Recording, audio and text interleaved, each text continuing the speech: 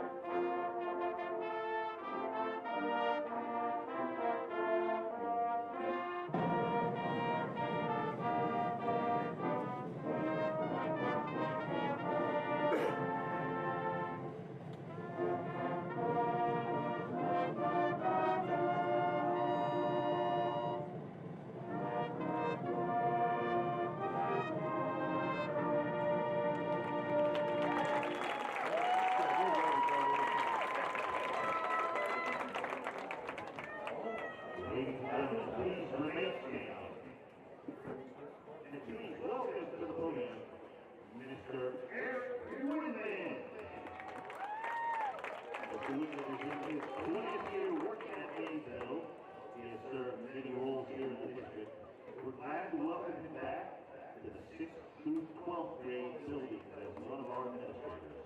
Minister Wilson has two children who both attend Maysville schools. Ladies and gentlemen, Mr. Eric Winman.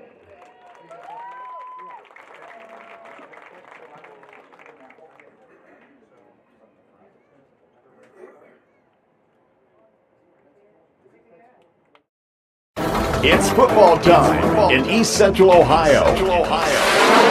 From ABC Sports and WYLE Cambridge, 107.9, 98.5, Nash Icon.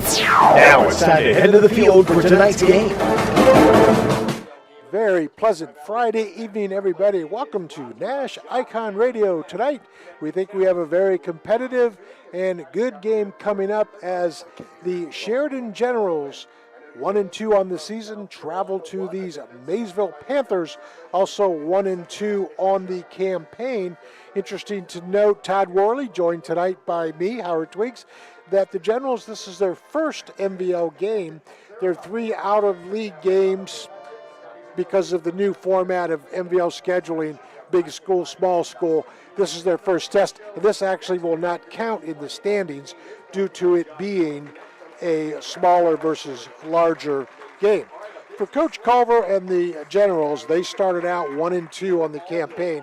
They lost at Licking Valley 30-7, came back at home against Watkins Memorial and defeated the Warriors 17-7. Then last week, a disappointing loss at home to Licking Heights 27-7. This is kind of new territory, Todd, for Sheridan. This is a program that has a long history of great success. So when you factor in, it's a rebuilding job, having lost 16 starters. Sheridan probably still has some question marks out there. They do. You replace so many quality players from last year's squad, and that's always going to be a challenge. Tonight, one thing Maysville's going to get the ball first, and one thing I'm looking for defensively for Sheridan, when you play against a team that's running a wing tee, I've played against wing tees both in high school and college. It's so key. Not only do you have to win the battle up front, but it's so key. You have to read your keys up. You have to read your keys, all 11 guys. Play assignment football, because if one guy gets his eyes in the wrong place, that's how wing tees bust a big play. And so defensively, what you're thinking on first down, need to create hold them to a short gain or a no gain or a tackle for loss or something like that. You put the wing tee team behind the sticks on offense, they're in trouble. And that, to me, that has to be Sheridan's focus on defense tonight. Offensively for the Generals, they average just 10 points a game.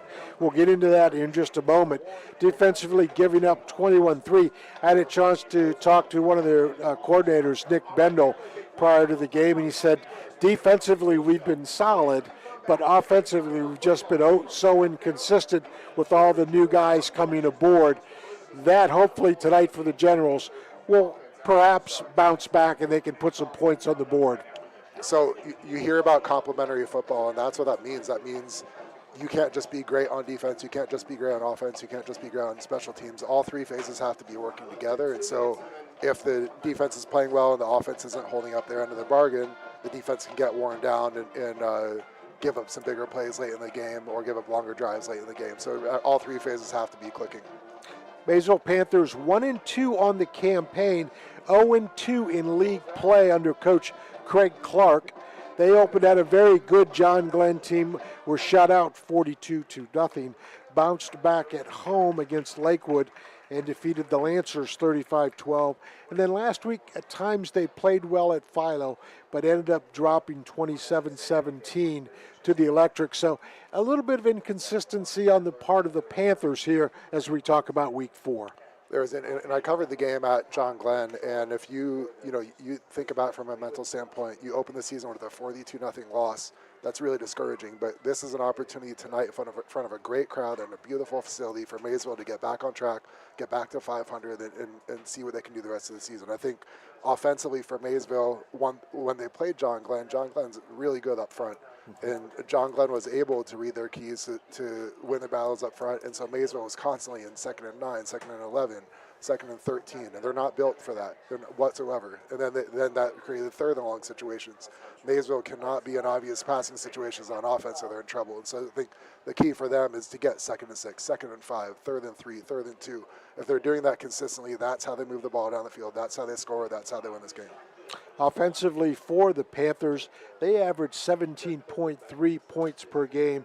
Defensively is where they've been in a little bit of a hole as they give up 27 points a game. But again, when you look at game 1, 42 against John Glenn, 12 against Lakewood in the victory, but then 27 last week against Philo. I'm sure Coach Clark and his gang have had to really refine some things now as we go into week 4 of how to stop the Sheridan mostly ground game offense. They do, and another thing defensively, and we talked about all three phases a little bit ago. I think if you're a defensive player on a team where the offense isn't consistent or even struggling, not only do we have to get some 3 and outs, we have to keep points off the board, but we also have to create turnovers, and we have to maybe create our own points defensively. And so that really has to be a focus defensively. Take the ball. Everyone's 11 guys running to the ball, focusing on taking the ball away and creating turnovers and big plays defensively. There are some other contests in the MVL tonight, as it's Tri-Valley at Morgan, Philo's visiting Riverview, Crooksville travels to Meadowbrook, John Glenn goes up the road on 83 to Coshocton, and New Lex and West Muskingum, in what should be a very, very good football team at West Muskingum. So New Lex and West, that game could very well decide the smaller division of the MVL. So lots of good games tonight. The coin toss was won by the Generals of Sheridan, and they will defer to receive the ball in the second half. You're listening to Nash Icon Radio, where tonight this game is brought to you by Allen Hunter State Farm, Stoney's RV Sales and Service, Patrons Buckeye Mutual Insurance, Cedar Ridge Behavioral Health Solutions, Great Clips of Zanesville, West 40 Auto Sales, WB Green Insurance, Doan Ford, People's Bank, and Shriver's Pharmacy. We think it's going to be a very good game. We're going to take a quick timeout. When we return, we will have more pregame. So tonight, it is Sheridan Generals visiting these Maysville Panthers. We'll be back in 2 minutes. Looking for reliable insurance that fits your life? Look no further than Allen Hunter State Farm in Cambridge, Ohio. From auto to home to life insurance, we offer a range of options tailored to your needs. With our friendly, knowledgeable team, you'll get the protection and peace of mind you deserve. We're dedicated to being there for you, just like a good neighbor should. Call Allen Hunter State Farm today and discover how we can help you safeguard your future. Call 740-439-5385. Like a good neighbor, State Farm is there. Today is the day you make changes, the day you have looked forward to, the day you take a step to see the you before addiction. And it all starts right here At the Residence, an in-bed facility that designs your recovery to your needs, 24 hours a day, 7 days a week. I'm Crystal Reynolds for Cedar Ridge Behavioral Health Solutions. Our approach is personal, and it is as individual as your needs. We are here for you. Call 855-692-7247. Introducing the 2021 Ford F-150 Super Cab XL 4x4, now available at Doane Ford. With very low miles, this truck is ready to tackle any job with its 2.7-liter V6 EcoBoost engine and tow technology package. Enjoy a stylish look with the chrome appearance package and stay safe on the road with Ford Copilot 360 2.0 and auto high beam headlamps. Price to sell, it's an unbeatable deal. Don't miss out. Call Doane Ford 740-782-1965 or visit DoaneFord.com today. There's something about a fresh haircut from the friendly, skilled stylists at Great Clips that just makes life, well, greater. The sun shines brighter. Your step feels springier. Even your jokes are funnier. And the best part? When you use Great Clips online check-in, you can get in for a haircut without having to rearrange your day or your budget. Download the app today and start feeling that much greater in just a few taps. Great Clips. It's gonna be great. On to tonight's MVL contest with the Sheridan Generals and the Maysville Panthers from the Maysville Athletic Complex on the campus of Maysville local schools. Howard, Twiggs, Todd, Worley, glad to be a part of your evening.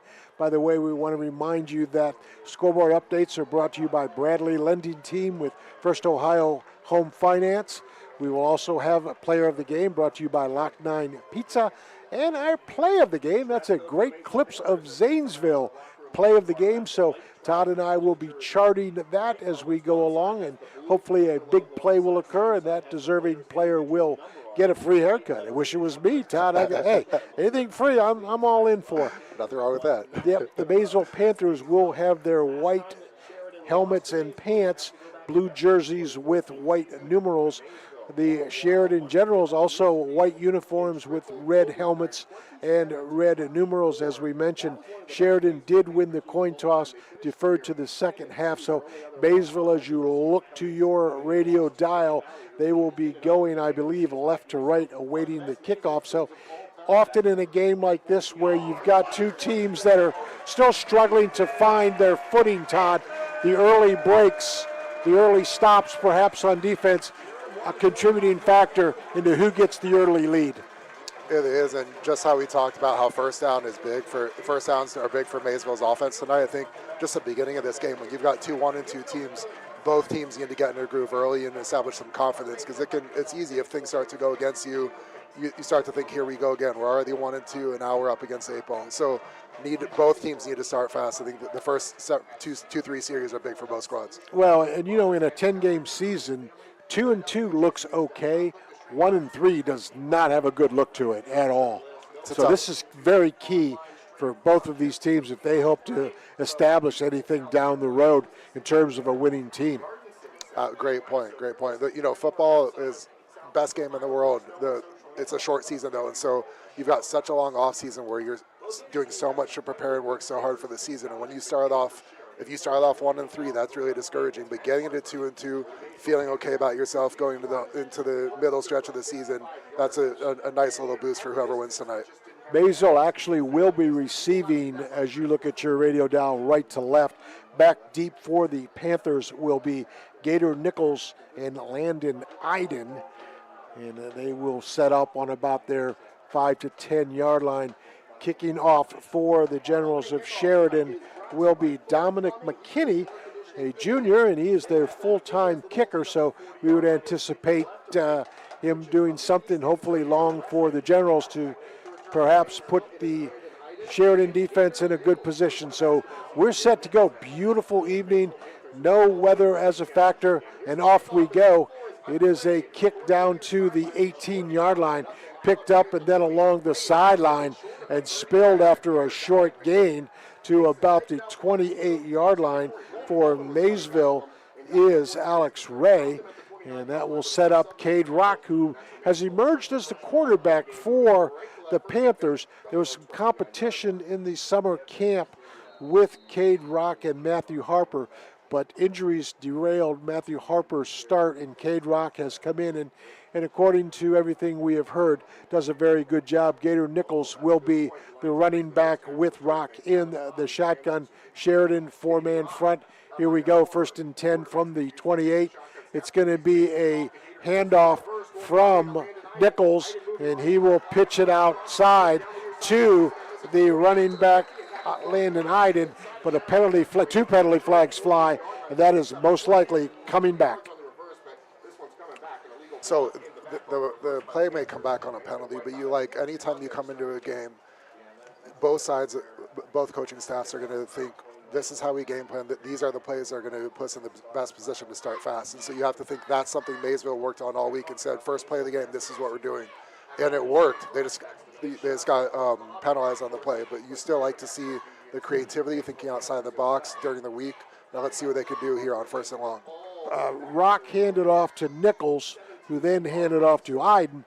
Iden had a good stretch along the sideline and would have had enough for a first down, but the 10-yard penalty sets them back, so it's now going to be a 1st and long for the Panthers. And they will stay with Rock as the quarterback in motion. Now Rock's going to go back to pass. He's got a man open on the sideline. Catch for about 4 yards. That is going to be a catch for Landon Iden. So the first completion of the game for Cade Rock. And so just how we talked about two things. First of all, how Maysville has to stay ahead of the sticks. Getting in 1st and 20 is not a good thing. On the other hand, I love how that was probably the pass play they felt the best about to start the game with. They gave the QB a makeable completion, and he made it to get off to a good start. 2nd down. Let's go with 15. Pitch back to Iden. Iden tries to turn the corner, breaks a tackle, spins up to the 30-yard line. So he will be well short of the first down, but a good run for Iden. And that will bring up most likely a passing situation for the Panthers. It was, and that plays a win for Sheridan's defense. First of all, you've got 11 guys to the ball, which is always a good thing that you can tell they're well coached when you see that. And second of all, you play the wing T offense in 3rd and 9, and you feel good about that defensively. 3rd down and 9 officially for the Panthers.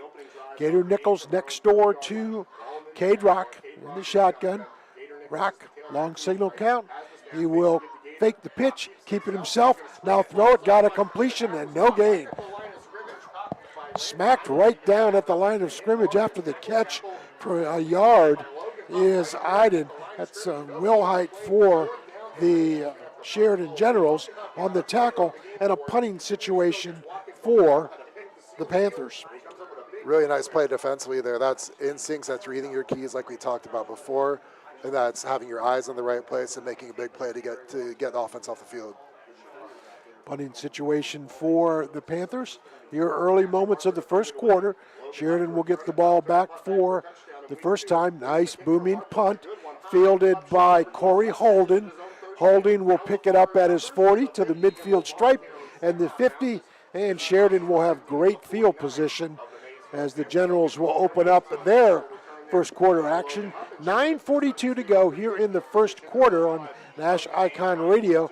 Sheridan will have it 1st down and 10, and their quarterback will be Logan Hupp.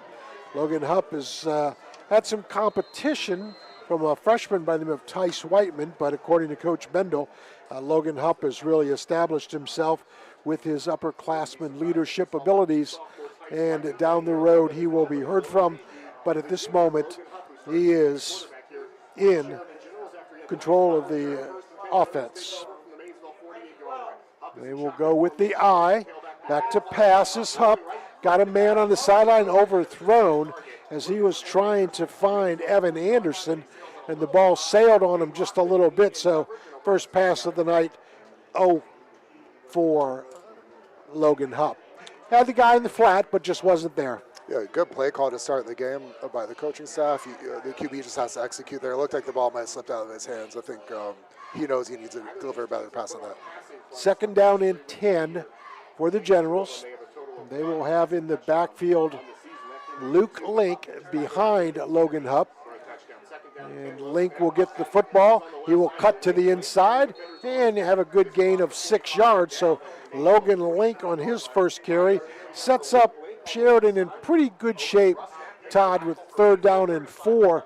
Opportunity really to run or pass. So into Maysville territory at the Panther 43. Let's see what the Generals can come up with here. Yeah, I like the way the running back was patient, then he saw where the opening was, and he exploded upfield. Like to see that. And now, like you said, the playbook's wide open on this play. 3rd and 4. That is Hupp in the shotgun.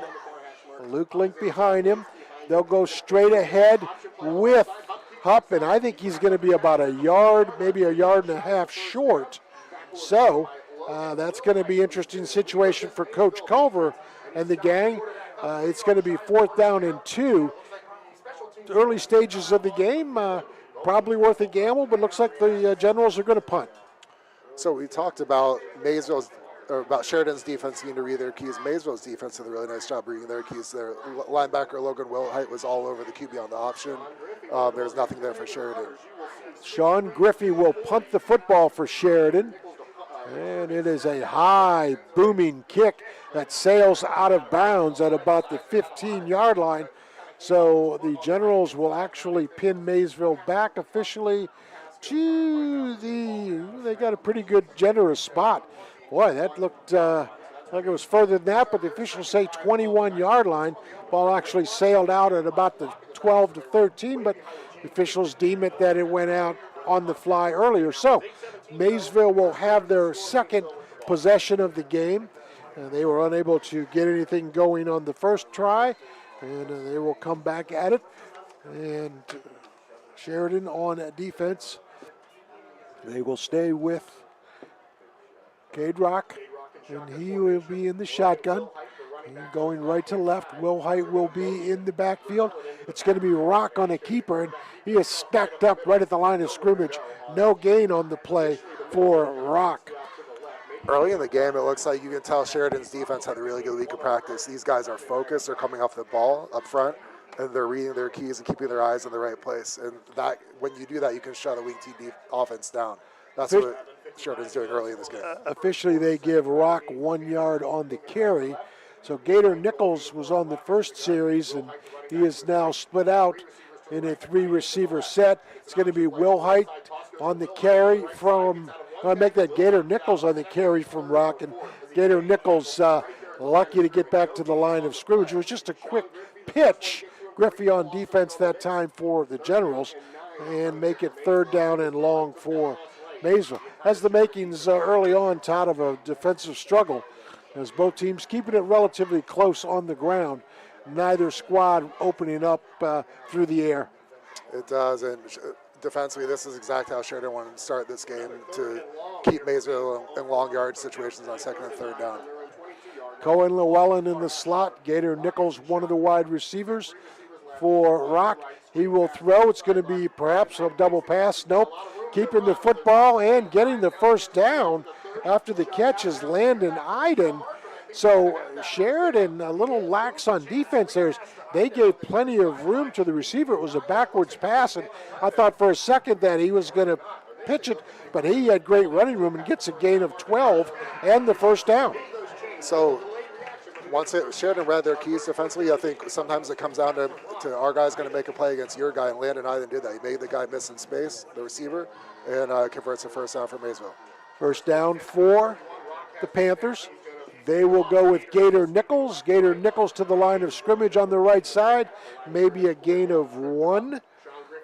And defensively for the Generals, they come up with Sean Griffey on that left side. And now bring up a 2nd down and 9. Matthew Harper entering the game for the Maysville Panthers. So let's see if his number is called. He will be as one of the wideouts. Cade Rock will have Logan Wilhite with him in the backfield. In motion is Nichols. It's going to be a wing T reverse, and boy, Sheridan right there. They read that completely. Has no room to go was Cohen Llewellyn. So the early trend in this game is Sheridan's defensive line is really outplaying Maysville right now. You've got guys like Creed Hill. You've got guys like Sean Griffey. You've got guys like Valen Paget, and Sheridan's really playing well up front early in this game. Yeah, they read that very well, that misdirection play from the wing. Now makes it 3rd down and 9, another passing situation for the Panthers, who are 3 of 3 here early in this first quarter. Back to passes, Rock looking to the sideline, it's picked. That could go for the touchdown. That is going to be all the way down the field, and the score going for Evan Anderson on a 35-yard interception return.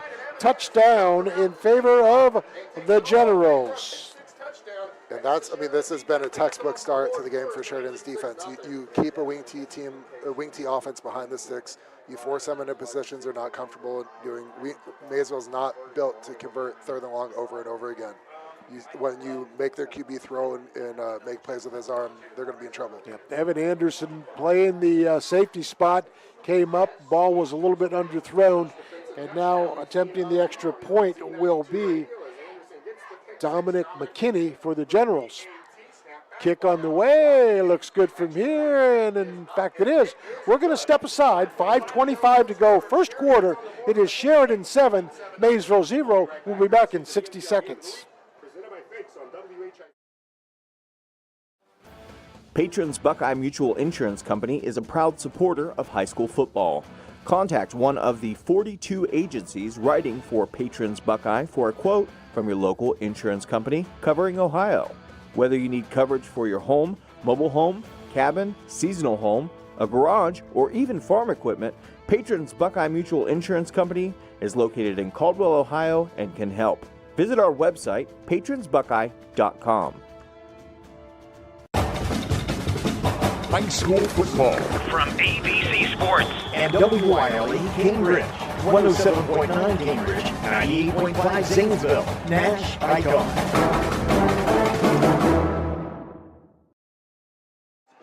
Welcome back, everyone. Back deep, awaiting McKinney's kickoff is Landon Iden and Gator Nichols. And you have a thought, Todd, on the Maysville kickoff return. Yeah, so Maysville early in the year against John Glenn has hit some big returns. Well, there's the kick. It's going to be fielded by Iden at the 8. Cuts to the outside up to the 35. Great running room. Breaks a tackle up to the 47-yard line, and Maysville will be in great shape. And just where I was going with that is that has been often Maysville's best start to a drive is their kickoff return. And so I liked what Sheridan did on the first kickoff with the short pooch and, pinned Maysville back around the 28-yard line. And this time they kicked it deep. They gave Maysville a shot, and that's been a good unit for Maysville all year as a kickoff return team. 1st and 10 from their own 47.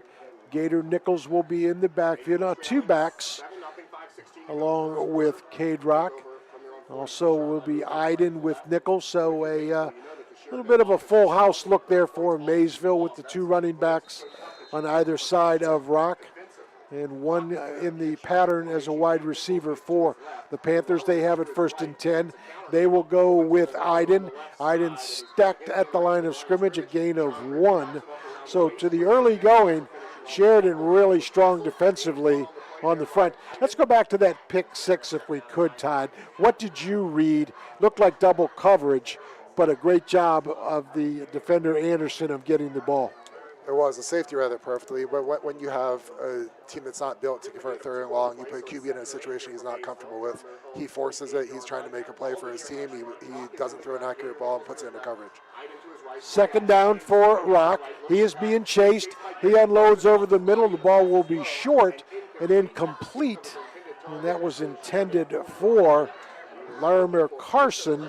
So an incomplete pass brings up another 3rd and long for Maysville. That is now for Cade Rock, his first incompletion. He is 3 of 4 for 15 yards. And, Maysville on all of their possessions here in this first quarter, they've been behind the chains. I just don't think they want to be there. That's exactly where they don't want to be. That's why 1st down is the biggest key to this game is for Maysville's offense is what they do on 1st down, and they're losing 1st down often right now. 3rd down and 7, 4:36 to go. First quarter, deep drop by Rock. He is in trouble. He is going to unload. It's going to be a completed pass. Nope, it's going to be dropped. However, would come back because of a holding penalty in the middle of that Maysville offensive line. pretty clear as the rush was coming from Sheridan. The Maysville offensive line just not in a good spot there. And so another element of when you talk about a wing T offense not being built to convert obvious passing situations is the offensive line is so focused on coming off the ball, driving people off the ball in the running game. They're usually not going to be as good in pass protection. And so that's also what we're seeing here early is that when Maysville drops back to pass, Cade Rock's under a lot of pressure early. Well, Sheridan is going to decline the penalty, so it's going to be 4th down and 7 for the Panthers.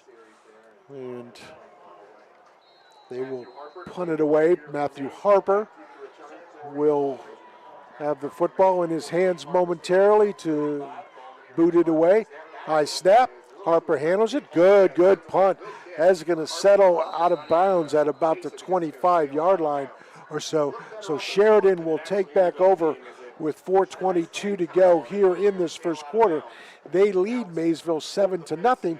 If you've just joined us, neither team has really moved the ball offensively, but an interception return for a touchdown by the Sheridan Generals here a couple of minutes ago put the Generals on top by the score of 6-0, and then the extra point by Dominic McKinney made it 7. So we stand at 7-0 with the Generals having the football back. Big series here for Maysville's defense. Their offense has not started off the game well. You've got Sheridan pinned back in the minus 29. You need to get a 3-and-out here and get off the field and get your offense right back on it. Up in the shotgun.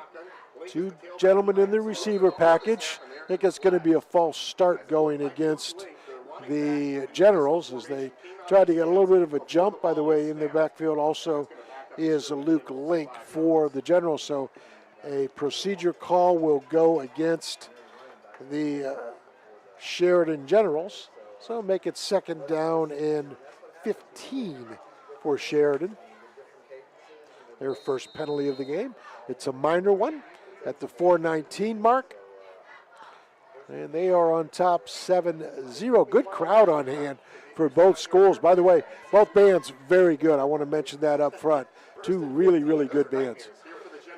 That's going to be the Link carry, and he will get up to the 30-yard line, get the ball up to the original line of scrimmage. And by the way, that was Tice Whiteman at the quarterback spot. So the freshman who we talked a little bit with Coach Bendel about, Hupp had moved ahead of him a little bit, but it's pretty obvious that the freshman will get some playing time. So Tice Whiteman will have now a 2nd down and 10.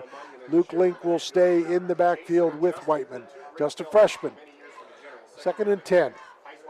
Whiteman in the shotgun. He will pass over the middle. Got a man, got a completion, got a 1st down. That's a nice ball right to the 47-yard line. That is going to be a catch by, because that's Connor Rashon with the catch. So Connor Ryson from Tice Whiteman has enough for the 1st down for the Generals, good for 15 yards. And Tice Whiteman has his feet under him now on a good ball over the middle. 1st and 10 at the 47-yard line. Whiteman back to pass again. Looks down the sideline. Got a man, got a completion, got a catch. That's Evan Anderson, another 1st down to the 35-yard line. So Mr. Whiteman now 2 of 2 for 27 yards. And Evan Anderson with a 12-yard catch and run. So clock continues to move. 3:15. Sheridan marching into Maysville territory. So you can see why the coaching staff is high on this young QB. Tice Whiteman, two passes, both on the money at the intermediate level. And right now, also the Sheridan offensive line, Maysville's not getting any pressure when Sheridan drops back to pass. 7-0 in favor of Sheridan. Whiteman will hand the ball off to Link. Link's got room. He is down to the 20, to the 15, to the 10, 5. Touchdown. That's Luke Link on a 35-yard run. And so Luke Link scores the 2nd Sheridan touchdown. And you can see for Maysville, Todd, a little bit of trouble now because you're down 2 scores here in this first quarter at the 2:46 mark. Definitely. It looked like what happened there, just the offensive line for Sheridan opened up a hole, and then Luke Link had nice vision there and it exploded through the hole for the touchdown. And Dominic McKinney, kick on the way is good. So we will step aside. 2:46 to go. Quarter number 1. Sheridan 24. Maysville no score. We'll be back in 60. At People's Bank, we're more than just a bank. As a community bank, we are committed to where we work and live, giving back to the organizations you care about through sponsorships, donations, and volunteer hours. When you bank with People's, you're not just a client. You're part of a community of neighbors helping neighbors. People's Bank, working together, building success. Member FDIC. Visit us at pebo.com. Shriver's Pharmacy is a proud supporter of Ohio high school sports, wishing all area athletes, coaches, and parents a healthy and successful season. When you play, play with heart. Local and independent since 1979. Shriver's Pharmacy, because we care.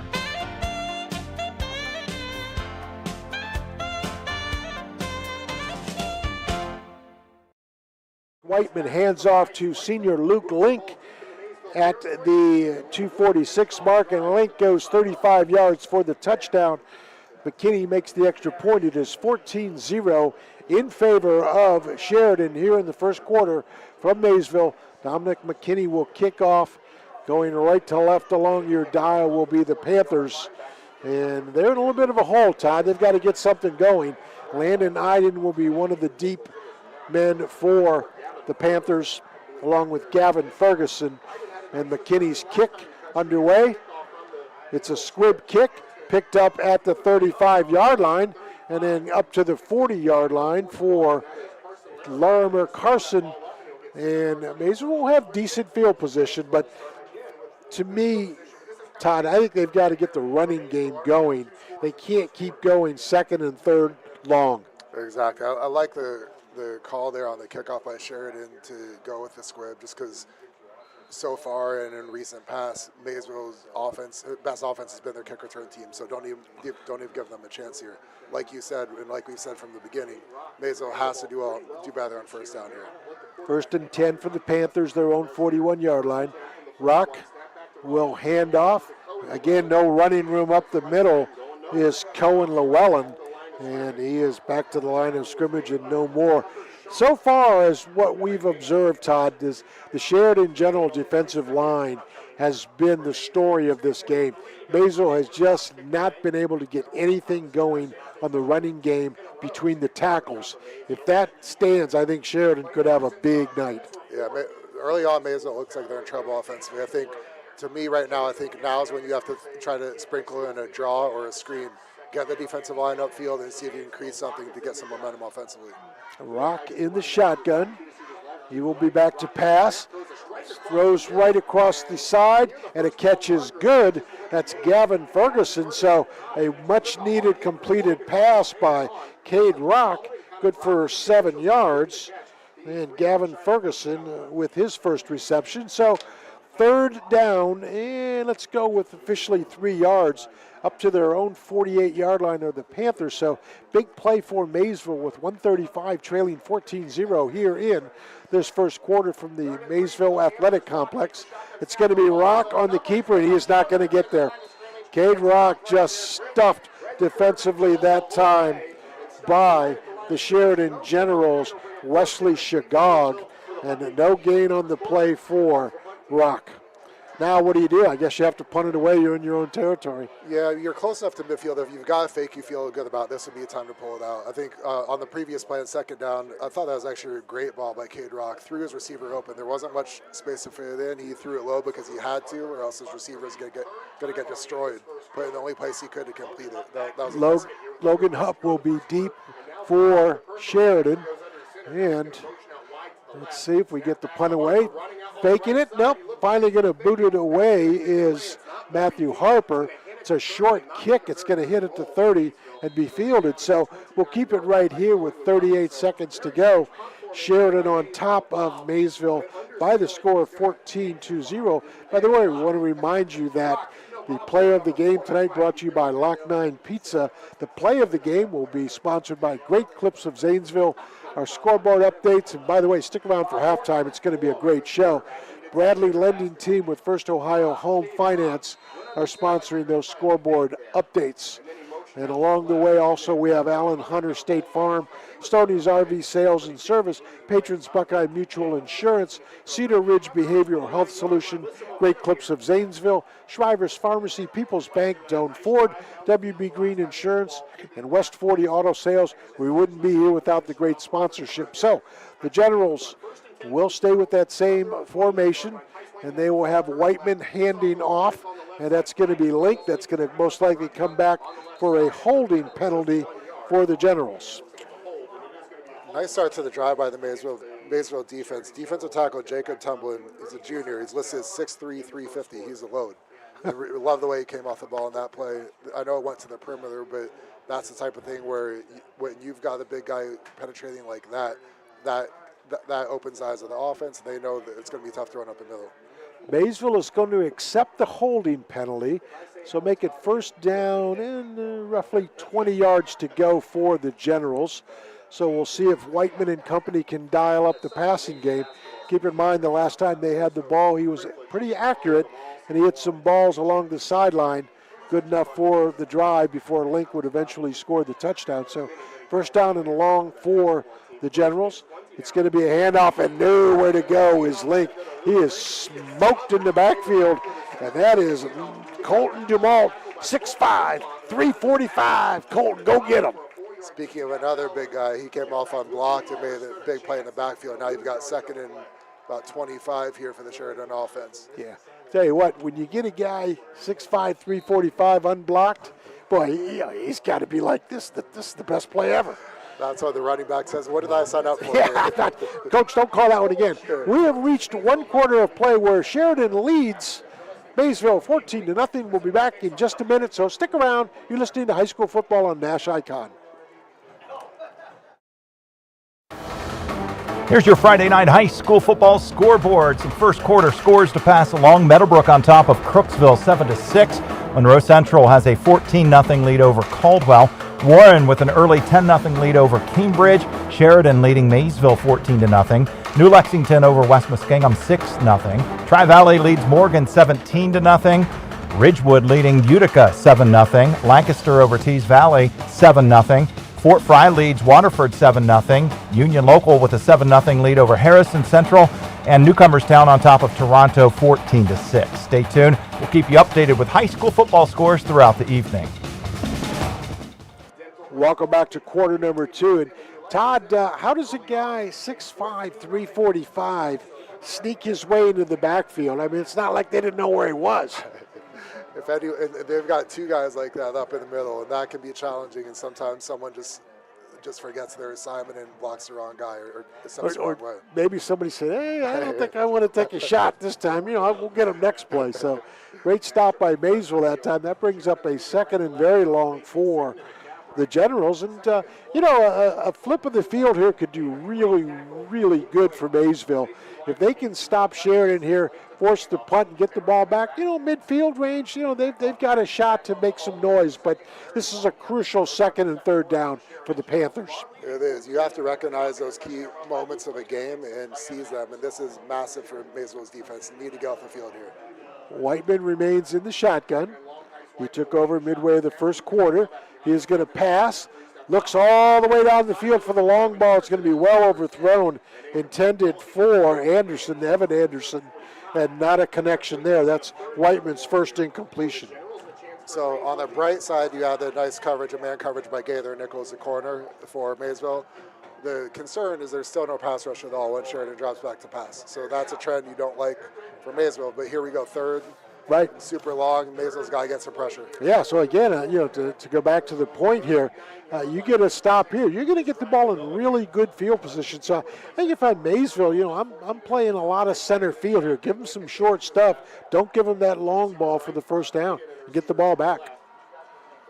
Whiteman will hand off. That's going to be Link. He breaks the tackle, gets to the 30. He's got enough for the first down. He may go the distance, 40, 30. Can he be caught from behind? Yes, he can, but all the way down to the 9-yard line before Brian Keaton finally stops him for Sheridan. But oh my, that is a hurt put on Maysville's Panthers there, as that's an 85-yard run for Link. Oh my. It's an absolute backbreaker. You've got 3rd and 30 defensively, and you give up the first down, not only the first down, but nearly a touchdown on the running play, on a running play. That's you had a chance to get the ball back in decent field position, and Link breaks one off for 75 yards. And by the way, that gives him 5 carries at 115 yards. And 9-yard line for Whiteman and company. And what are we going to get? We are going to get a timeout called by Sheridan. You know, I'm wondering, Todd, they left Link in the game at the running back spot. I'm wondering if they thought maybe, hey, let's kind of change formations a little bit, give this guy a breather. He just ran 75 yards, and, you know, let's maybe think about either putting somebody in, or let's be careful on this play because we just had a big one happen, and, you know, let's not do anything out of character. Right, that definitely could be. One more point to make on that big 3rd down run. It looked like Maysville took out their big boys up front and put in more of a pass rush package where they had defensive ends playing inside and playing guys who are usually defensive ends playing both tackle and defensive end. And so I think that led to the hole opening up. And then, but still, defensively, when you make that call on 3rd and 30, you're okay giving up 8 yards, but you're assuming your back 7 guys are going to make a play. Nobody made a play. So you're suggesting that maybe a change in defensive formation, Sheridan takes advantage of it and goes on the big play? They did, but at the same time, you've got to be able to count on your back 7 guys to execute and tackle them for 10 yards, for 8 yards, something like that. It's inexcusable for an 80-yard game like that. Gotcha. 1st and goal for the Generals. And Whiteman in the shotgun. And that's going to be Logan Russell, the running back, who is spelling Link. And Logan Russell is thrown backwards, so no gain that time for Russell on his first carry. So maybe give him back to the line of scrimmage for Logan Russell. Make it 2nd down and goal for the Generals. And they are up 14-0, and tacking on a score here could really put a lot of enthusiasm in their sideline and make things a little bit damp on a beautiful night here in Newton Township for the Panthers of Maysville, trailing 14-0. Clock moving, 10:35 here to go. 2nd quarter. Russell will stay in the backfield on the carry. Now it'll be a pitch, and that's going to be a walk-in touchdown for the Generals, as it's going to be Logan Jones took the pitch, and that's just too easy, Todd. So we talked earlier, Sheridan ran an option play earlier in the game in the 1st quarter, and Maysville read their keys and they were all over it. That time nobody had the pitch guide, so the QB makes the easy read and nobody's out there. On every defensive play, when you're playing, if you face an option offense, someone's assigned to the QB, someone's assigned to the pitch, and whoever was assigned to the pitch just blew that assignment for Maysville. McKinney's extra point. Well, but first we're going to have a whistle. So Maysville, I think, is going to take a timeout, maybe an equipment problem for, they're going to get a substitution. So Landon Iden will step out, maybe a chin strap, face mask, mouth guard, something. So McKinney won't be an official timeout. McKinney will have the opportunity to kick it away, and things getting away from Maysville just a little bit here in this first half as McKinney's kick is on the way. It is again a boomer and good. We'll take a 30-second break. When we come back, Maysville will have the football, but they trail 21-0 here from the Maysville Athletic Complex.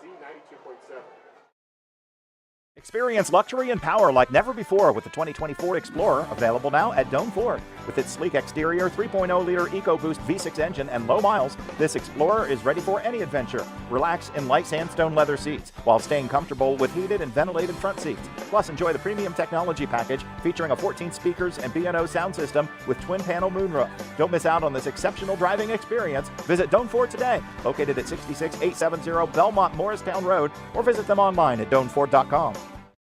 Howard Twiggs, Todd Worley, glad to be part of your evening for high school football here on Nash Icon. And Maysville now down 21-0, early moments of this second quarter. And you got to get something going, Todd, on the Maysville sidelines.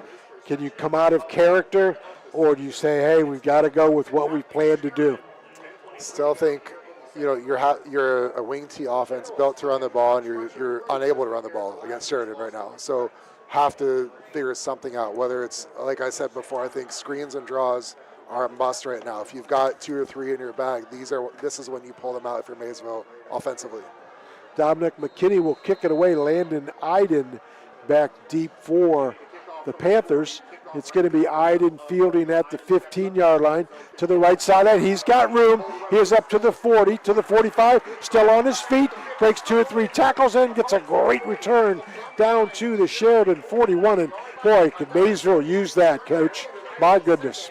That was big. And Sheridan's up 21-0, so it's hard to criticize them. But coaching-wise, when that's all Maysville has been able to show is return ability when you kick it deep, I don't understand why you kick it deep on that by Sheridan. But yes, nice return by Maysville. Hopefully this can spark something for them offensively.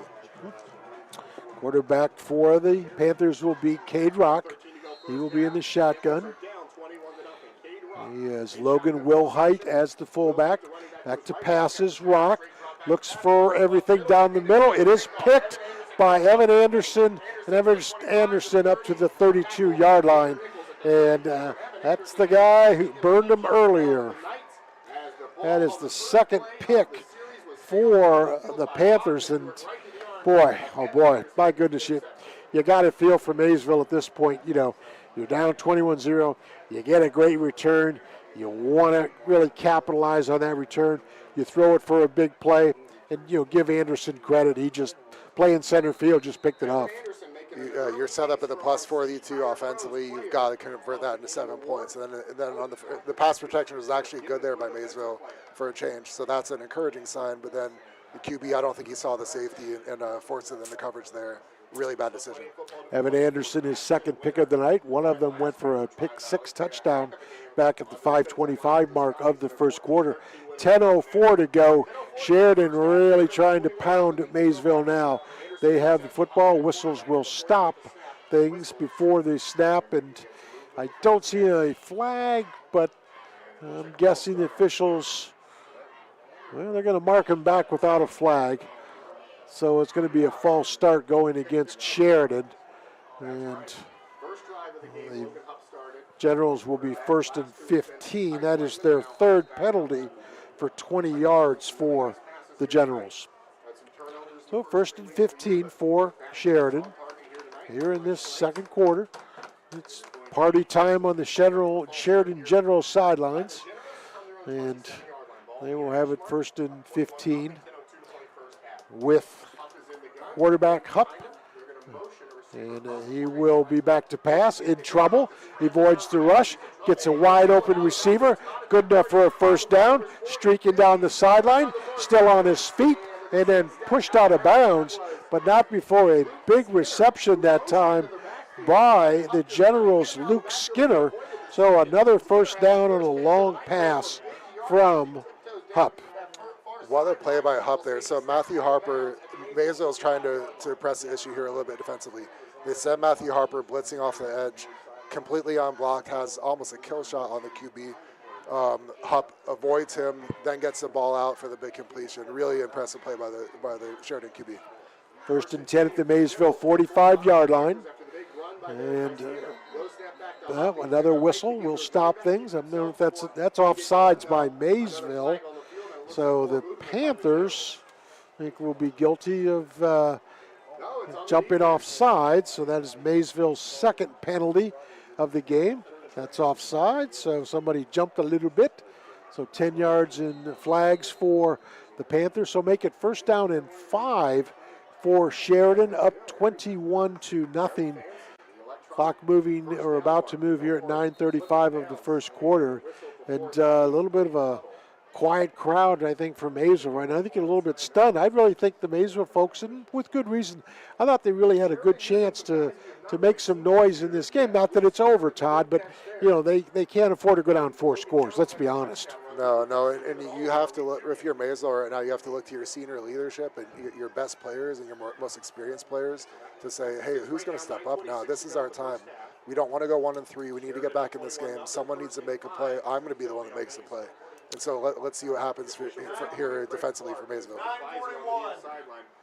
So the officials will reset the clock because Skinner went out of bounds before the play actually ended. So the officials said he stepped out at the 9:41 mark. So scratch the 9:26 to go in the second quarter. So make it 1st down and 5 for the Generals. They're at the Maysville 40-yard line. They're on top 21-0. Looks like it's Skinner back in the lineup with Hupp for the Generals. And back to pass is Hupp. A big rush. Got a man down the field, in and out of the hands of the intended receiver. Pretty good coverage at that time by Landon Iden as it was intended, long down the field, but nothing really cooking there. So good stop defensively by the Panthers. There was, and you can tell. So it looks like the Maysville coach is kind of seeing what we're seeing, and so their defensive line isn't getting much of a pass rush. So now in passing situations, they're sending a blitz. It seems like the last several times Sheridan's thrown the ball. Like the coverage there, like the ball by the QB. I mean, it wasn't perfect, but you're giving your receiver a shot to make a play, and he just couldn't make it. Yeah, that's Chad Morgan, the wide receiver. And Hupp will keep the football, got the 1st down, and dragged down from behind at the 18-yard line. So Logan Hupp picks up a 14-yard gain, and another 1st down for the Sheridan Generals at the 9:27 mark here in this second quarter. And at this point, it is all Sheridan. They opened the scoring with a pick 6. Luke Link added a touchdown. Logan Jones added a touchdown. Dominic McKinney has kicked all the extra points. And Logan Hupp has done a very good job at quarterback. As long as the line keeps holding, it looks like they will. I think the Generals could stay in business tonight. That is going to be Hupp on the carry again. Cuts it to the 12-yard line. And will be close to another 1st down. Will be Logan Hupp. 3 carries for 22 yards for Logan Hupp. So I've been critical at times of the Maysville defensive line in terms of not creating a pass rush. The last 2 plays, they played the ball against the run. They've held the point of attack. That's where you're expecting your linebackers and your safeties to come downhill and make a play. And for whatever reason, that isn't happening right now for Maysville. They're going to give Hupp a 1st down, so it's going to be 1st and goal at the 12. So you'd think in theory they really have 7 or 8 shots to get in the end zone, keeping in mind they can get a 1st down inside the 3-yard line.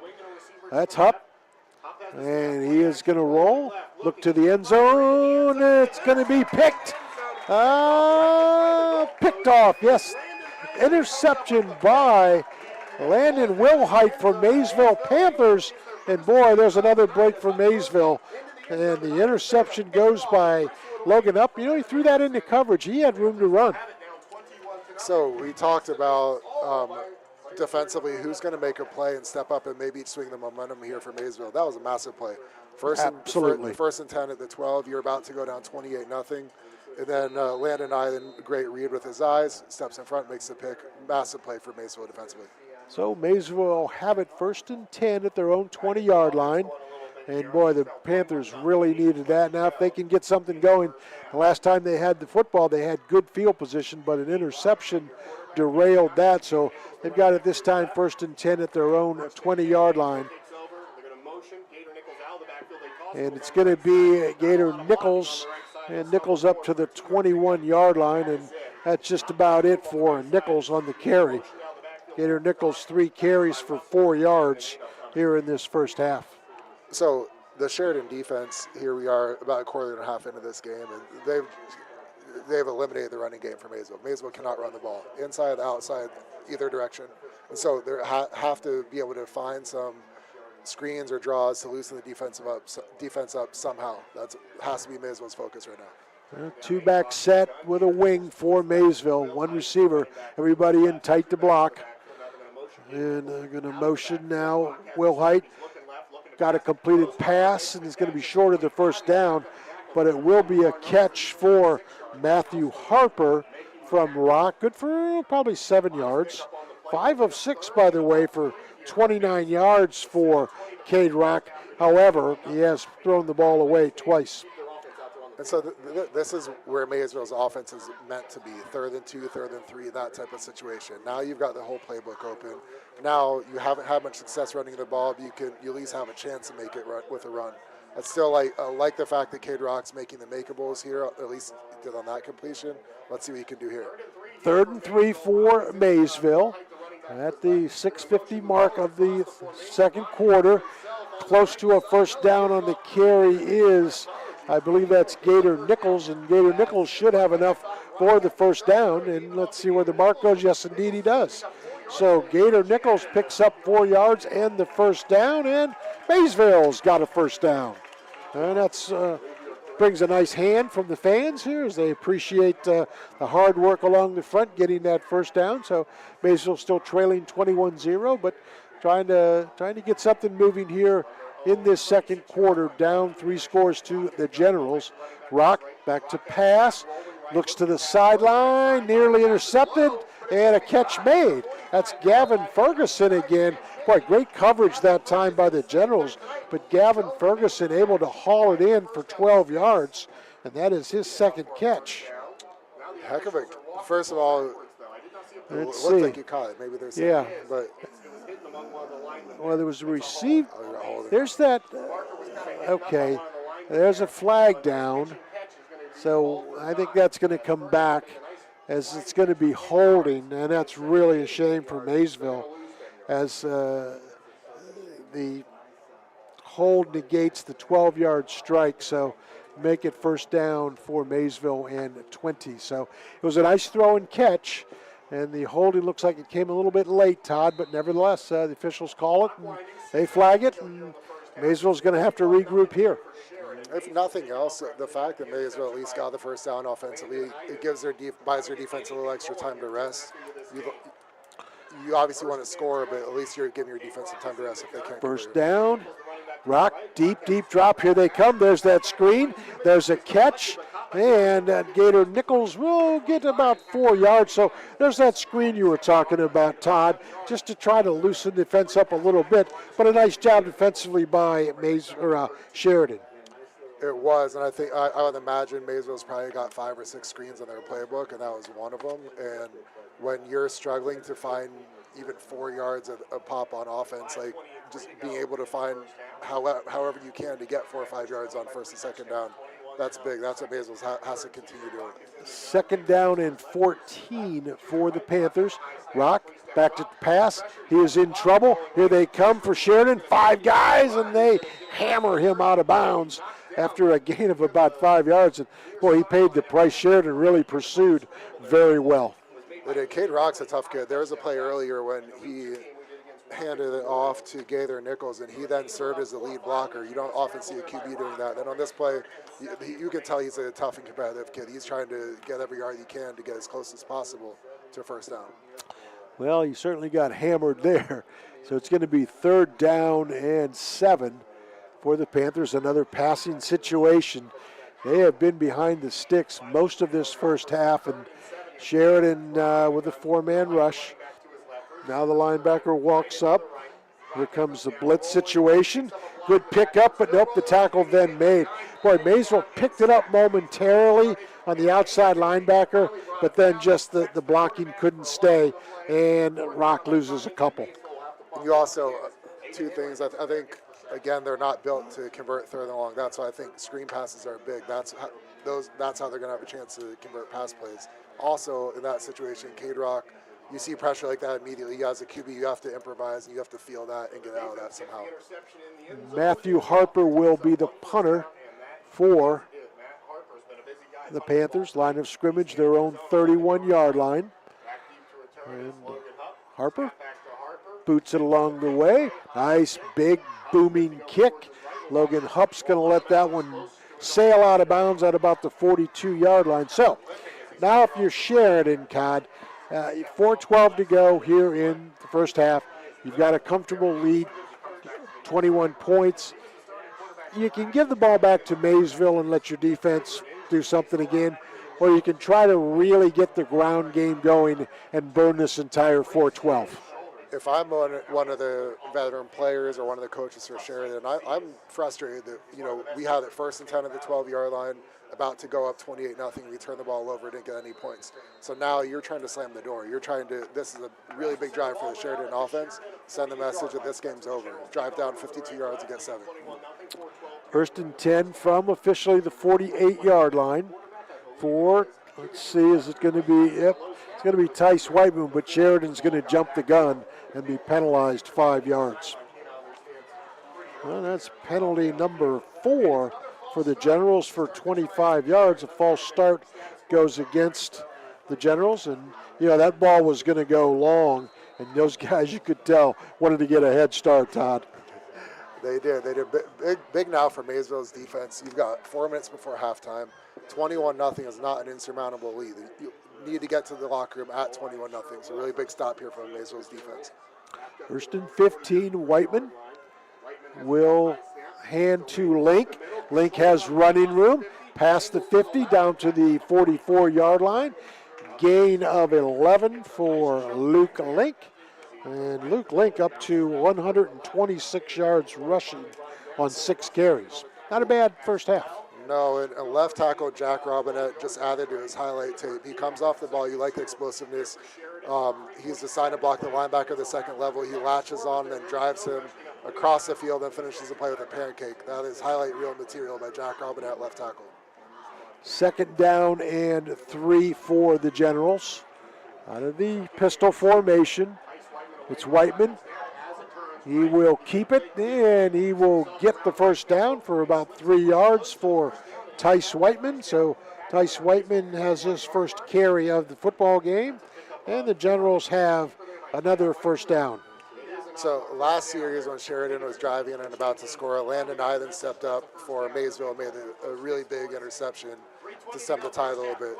Can someone else do that for Maysville right now? This is the opportunity to do it. It is going to be a 1st down and 10 for the Generals. 3:08 to go, second quarter. They lead 21-0. A couple of touchdowns on the ground and a pick 6 score for the Generals, and they are marching here. That's Whiteman, back to pass, deep drop, looks over the middle, got a completed pass, got a first down, and that's going to be down to the 29-yard line on a strike from Whiteman. Let's see who we can get that on the reception.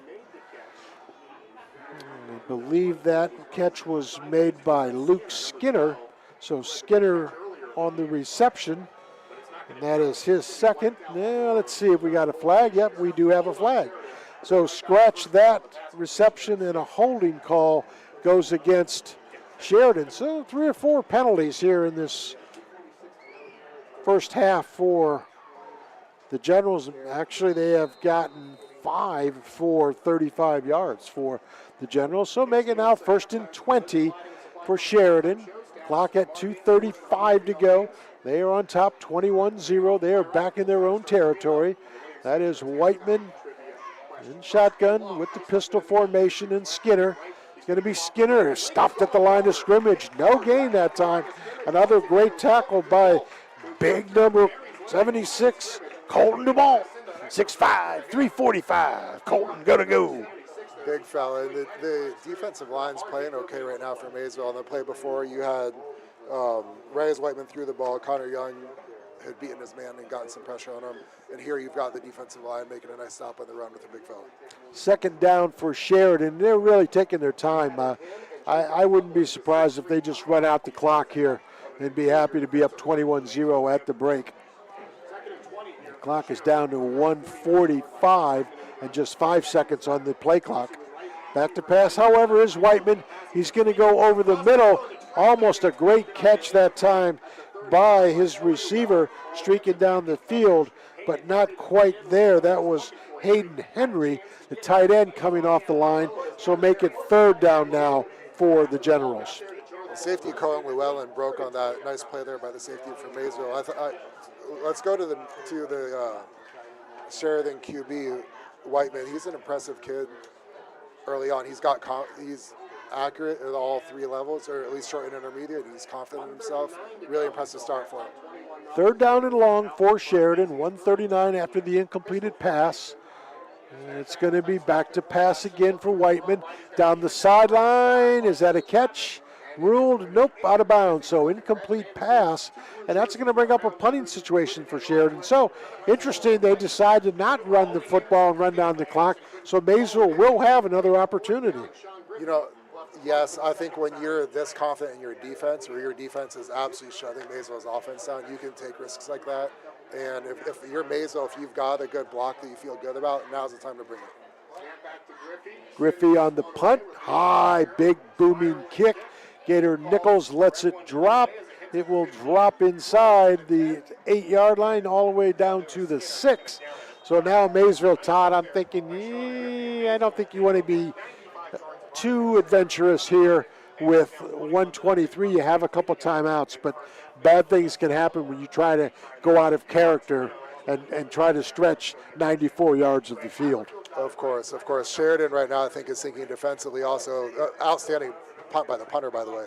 Yeah. And then back to the -6. Now you're thinking, let's get a quick 3 and out. Let's use our timeouts, and let's get the ball back right again, maybe in plus territory, possibly get 3, maybe 7 right before half.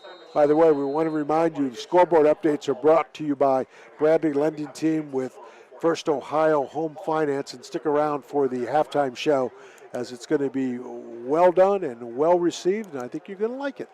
So stick around for that here on Nash Icon. 1st and 10 with Cade Rock. They will go right up the middle. That's Nichols, and Nichols back to the line of scrimmage, and no more for Mr. Nichols. And he's had a tough night. 5 carries for 8 yards for Gator Nichols. As a matter of fact, unofficially just 24 yards rushing for Maysville here in his first half, 33 through the air. So Sheridan's doing its job defensively. Absolutely dominant first half so far by Sheridan D. I'm surprised they didn't call a timeout on that play. We'll see if after this play, if they force 3rd and long out of the match, Sheridan calls timeout. Yeah, I don't think I'd be calling timeout. I think I'd want that clock to run out, and we'll see. I'm saying that the Sheridan defense, so you've got to stop and get the ball back. So Sheridan, let's see. It's take the timeout. So officially, we have 37 seconds to go in the second quarter. There is a timeout on the field. Sheridan leads by the score of 21-0. You're listening to high school football on Nash Icon. We also have our player of the game coming up. That's going to be from Lock 9 Pizza. And our play of the game brought to you by Great Clips of Zanesville, where somebody is going to get a free haircut, and somebody's going to be pretty happy about that. We also have our great sponsors tonight. They are Allen Hunter State Farm, Stoney's RV Sales and Service, Patrons Buckeye Mutual Insurance, Cedar Ridge Behavioral Health Solution, Great Clips of Zanesville, West 40 Auto Sales, WB Green Insurance, Doan Ford, People's Bank, and Shriver's Pharmacy. We wouldn't be where we're at with all those great sponsors. And also keeping us going tonight on the tech side, we've got Brett and our crew. Andrew's on board, and everybody we need is here. All right, so housekeeping done. 37 seconds to go. Second quarter. Maysville will have it. 2nd down and 11. And let's see if the Panthers get creative with Cade Rock in the shotgun and Gator Nichols next door to him. And everybody in tight. One receiver out for the Panthers. Sheridan stacks up the line of scrimmage. It's going to be a pitch to Nichols, and Nichols is going to be thrown for another loss of a couple that time. And, Todd, Sheridan just right there. I mean, there's nothing Maysville could do there. There's a term that you use in the industry called teach tape or coach tape, where you play a certain clip of film to show your team how something's done. Sheridan has put on a textbook clinic, how to stop the wing tee, how to stop the run in the first half. Outstanding job. Well, it's going to be a 3rd down and another timeout on the field. So, maybe Sheridan thinks they've got a chance for a punt return. Keep in mind, Maysville's certainly not going to throw the ball here and stop the clock. So Sheridan could conceivably get the ball back after a running play. Maybe 5 to 7 seconds to go here in the second quarter. So, you've got them, might as well burn them, right? Yeah, and force them to punt, from the shadow of their own goalposts. You probably have a block that you might feel good about that you want to maybe unleash at this point. And then if not, maybe there's a short punt. Maybe you set yourself up for, you could have a play or two to set up a long field goal potentially. All right, so we have just 28 seconds to go for the Panthers. And let's see where they're at here. They are officially at the 7-yard line. By the way, when we get to those numbers at halftime, Sheridan's got a lot to be proud of in their locker room. They're going to be holding Maysville well under their season average for stats, including forcing a couple of turnovers. It's going to be Nichols again. He's got some little bit of a room. Won't have enough for the first down, but good enough for about a 6-yard gain for Gator Nichols, and that's his best carry of the night. He now has 7 carries for 12 yards. And let's see, I'm not sure Sheridan has a timeout left. There's 15 seconds to go. And we haven't seen an indication that Sheridan has called a timeout. They must have. We just don't have the sign from the officials. So Maysville's going to have to punt, Todd, from their end zone.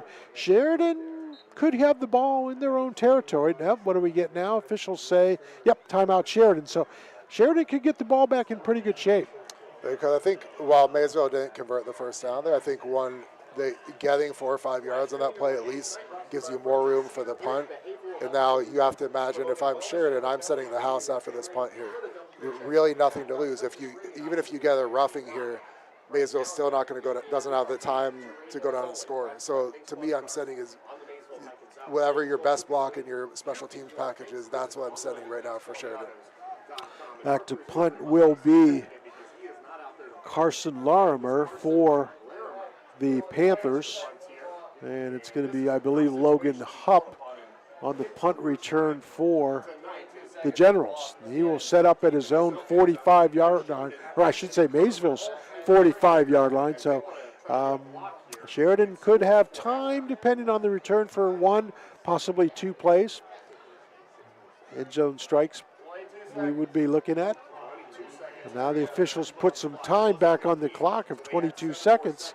So Maysville gets penalized a little bit on the official time change. And let's see, it's going to be 4th down. High snap, here comes the rush. Oh, it's a shank punt, and that's going to put Sheridan, oh my, that's going to roll out of bounds at the 4-yard line, and that's going to go officially as a negative 4-yard punt for Maysville.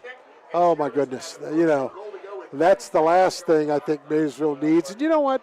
I guess that just brings the point, Todd, that, hey, it's the first half, keep playing. Sheridan could have easily let the clock run out, and now they've got a chance to tack another one on. So, hey, I'm all for it. So go for it, Sheridan. Oh, yeah, that's really, though, that's unfortunate on the punt for the Panthers. So they have 10 seconds to go. I don't think they've got time to have a running play. Do you? No, out of the timeouts, they have to throw to the end zone here or out of bounds. All right, so it's going to be Whiteman in shotgun. Whiteman looks to the end zone, got a man wide open, touchdown. That's a 6. Dane Henry on the strike from 8 yards. What do we have, though? I think we may have a flag bringing that back. I still don't see a flag. The officials tonight, there's going to be a legal shift. There have been 4 or 5 times tonight where penalties have been called, but no flag have been out. Have you noticed that, Todd, or is it me? I have too, yes. I mean, did some guy forget to do his laundry here Thursday or what? Anyway, that's going to cost Sheridan 5 yards and a touchdown. So 5 seconds. They've got time for 1 play. And a little bit of a kiss there by the officials for the Generals. They'll try the field goal. It's McKinney. He's up, and it's good. So as time expires, Dominic McKinney kicks the 25-yard field goal, and we stand at Sheridan 24, and the Maysville Panthers down on the scoreboard. They have yet to score. So we will take a break here. Back to the studio, and again, don't want to miss our halftime show. So at the break, we will step aside. We'll come back here with stats and thoughts. But I'll tell you what, let's give the scoring, Todd. At 5:25 of the first quarter, Evan Anderson had a 35-yard interception return. Dominic McKinney kicked the extra point. Luke Link at the 2:46 mark of the first quarter had a 35-yard run, and McKinney's kick was good. It was 14-0. At 10:23 of the second quarter, Logan Jones, back up to Lake, had a 12-yard run. McKinney's kick for extra point was good. And then as time expired here in the second quarter, Dominic McKinney had a 25-yard field goal, and that is where we stand. So we are officially at halftime. The Sheridan General Marching Band making their way on the field. The officials have not yet started the halftime clock. There is 20 minutes on it, and I think they're waiting for maybe everybody and their cousin to finally leave the field before they start the clock. So the last of the ball boys make their way into the locker room. So that gives us a chance to catch our breath and let you know that at the break it is 24-0 in favor of Sheridan. We'll send it to the studio for our halftime thoughts and scoreboard show, and we will be back in just a few minutes. So stick around, everybody. You're listening to Nash Icon High School Football. Welcome to the ABC Sports Halftime Show, a full slate of games, Brett. Tonight we've got 5 games on the family of ABC stations. The game that I'm doing, Coshocton at John Glenn on YRP TV. Now, John Glenn, they finally lost their first game Saturday, but they're trying to get back on the winning track. This is only the 5th time that these two schools have played. Coshocton won the first 2 meetings, 1922 and 1923, but John Glenn has won the last 2 in 2022 and also 2023. So 20-7 and 30-7. We've also got a game on WILE. Yes, we do. That is the Ward Warriors coming up from Vincent. They're taking on the Cambridge Bobcats. Cambridge looking for their first win on the year. They didn't have very much success in that Guernsey County Super Bowl backyard rivalry, but they are trying to get that first win. Warren, 2-1 on the year, looking to keep their momentum moving, pick up hopefully a pretty decent win against the Bobcats tonight. Also over on KC 105 and YRP TV, we've got the Crooksville Ceramics, undefeated Crooksville Ceramics, Brett, at Meadowbrook, who's 1-2. It's only the 5th game between these schools. I thought they might have played a little bit more than that, but Meadowbrook has won all 4 of these games. And then last year, Meadowbrook won a tight one at Crooksville, 24-21.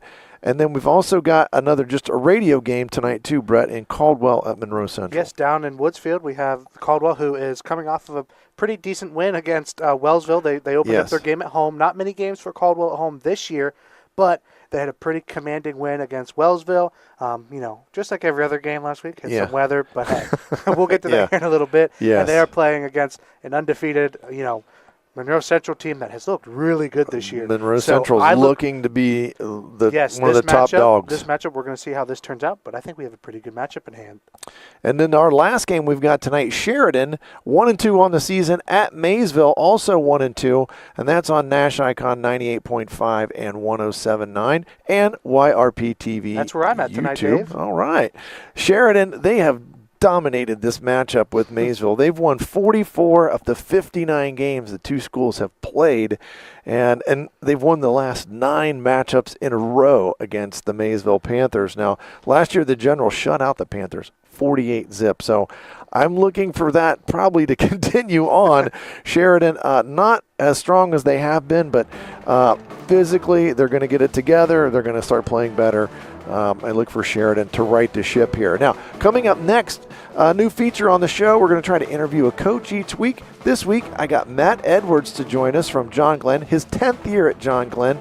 Overall, he's 57-44. So right after the commercial break, you'll hear my interview with Coach Matt Edwards from John Glenn on the ABC Sports Halftime Show.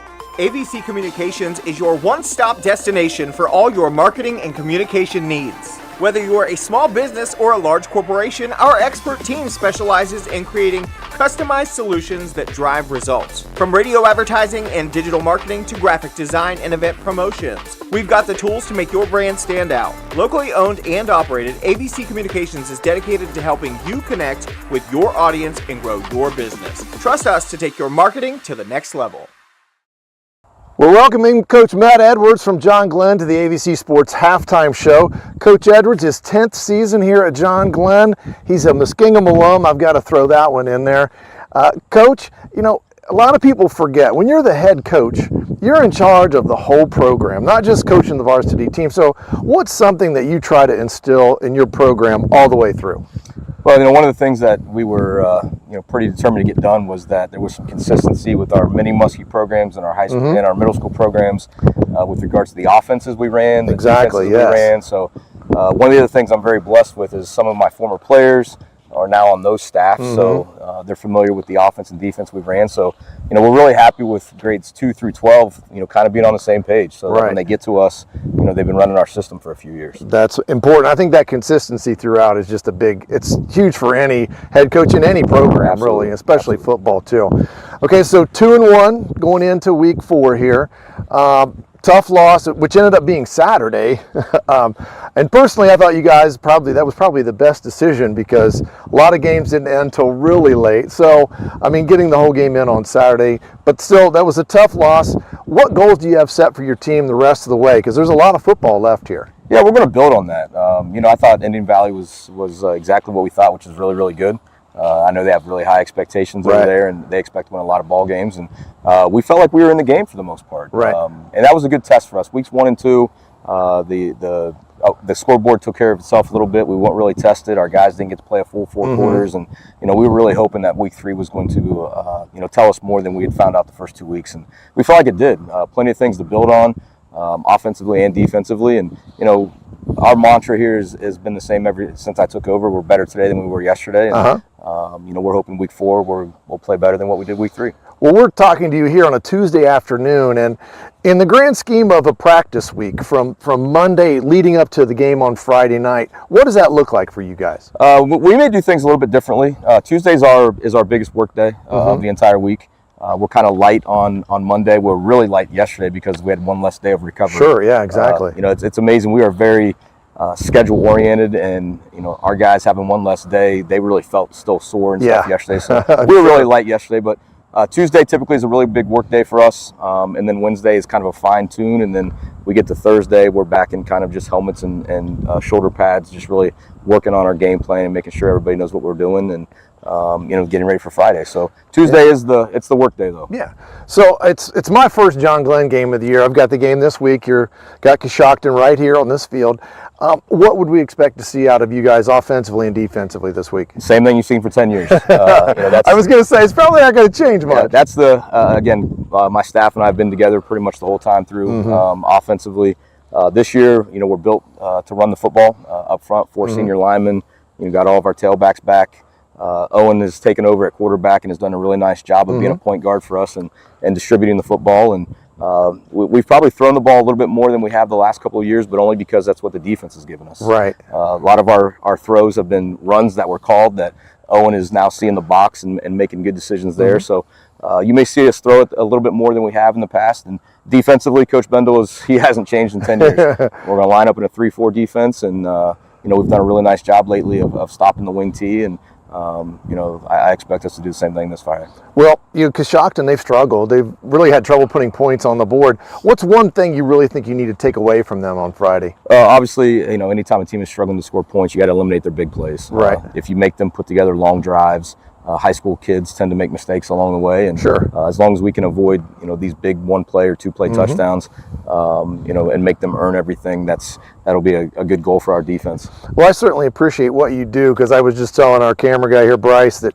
you're a teacher. You've got to teach all day. You got to be the CEO of the football program. You've got family. How do you balance all that stuff? Number one, it starts with a wife that's very supportive. Got to have those. She lets me do what she's let me do this now for 22 years, and very, very grateful for that.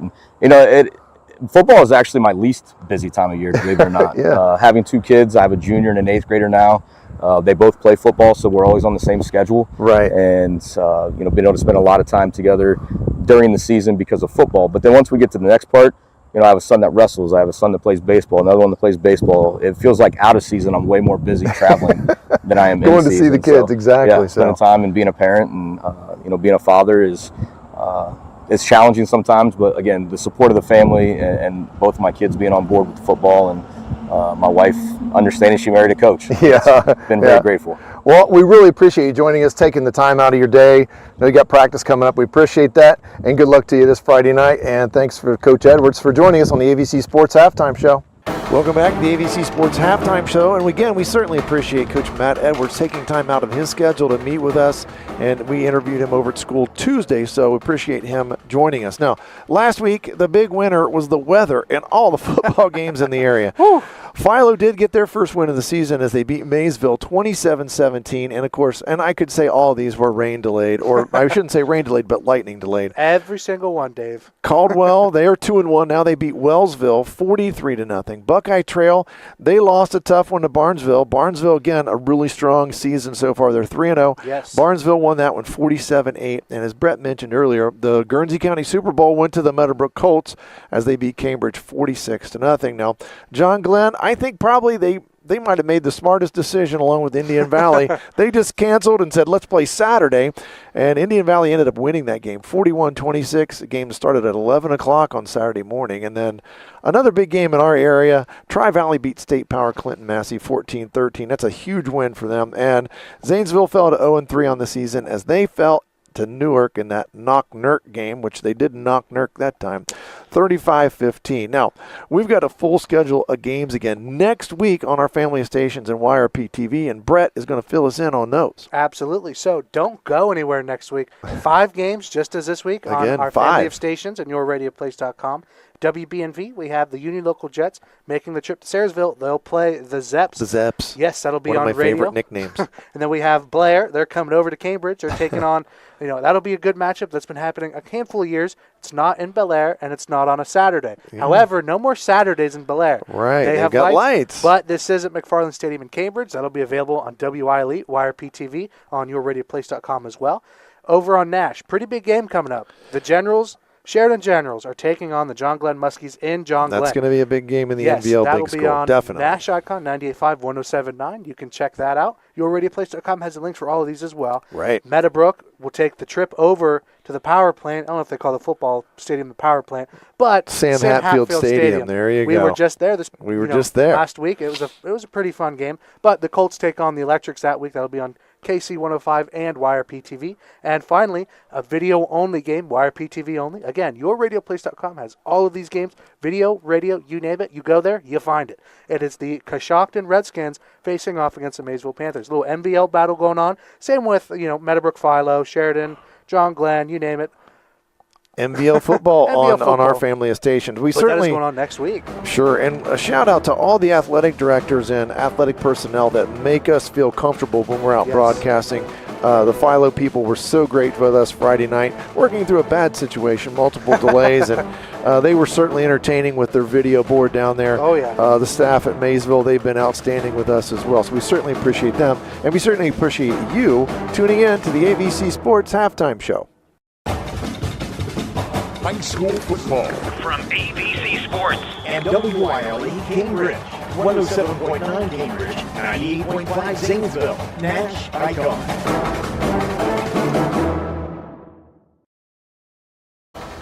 Time now for your Friday night high school football scoreboard. Lots of halftime scores to pass along. Meadowbrook on top of Crooksville 13-6 at the half. John Glenn leading Coshocton 28-7 at the half. Buckeye Trail leads Shenandoah 8-6 at the half. Philo with a 40-0 halftime lead over Riverview. Ridgewood leads Utica 14-0 at the half. Lancaster 21-7 over Taze Valley at the half. Fort Fry on top of Waterford 20-0 at the half. Union Local leading Harrison Central 28-0 at the half. Newcomerstown with a 20-6 halftime lead over Toronto. Licking Valley over Heath 15-0 at the half. Mogador with a 19-0 halftime lead over Newark Catholic. Groveport Madison leads Newark 14-13. They're still in the second quarter. Also in the second, Warren all over Cambridge 33-7. Monroe Central with a 28-13 lead over Caldwell. Sheridan on top of Maysville 21-0. New Lexington leads West Muskingum 21-14. Tri-Valley 51-0 over Morgan. And Columbus Academy holding a 29-0 lead over Zanesville in the second quarter.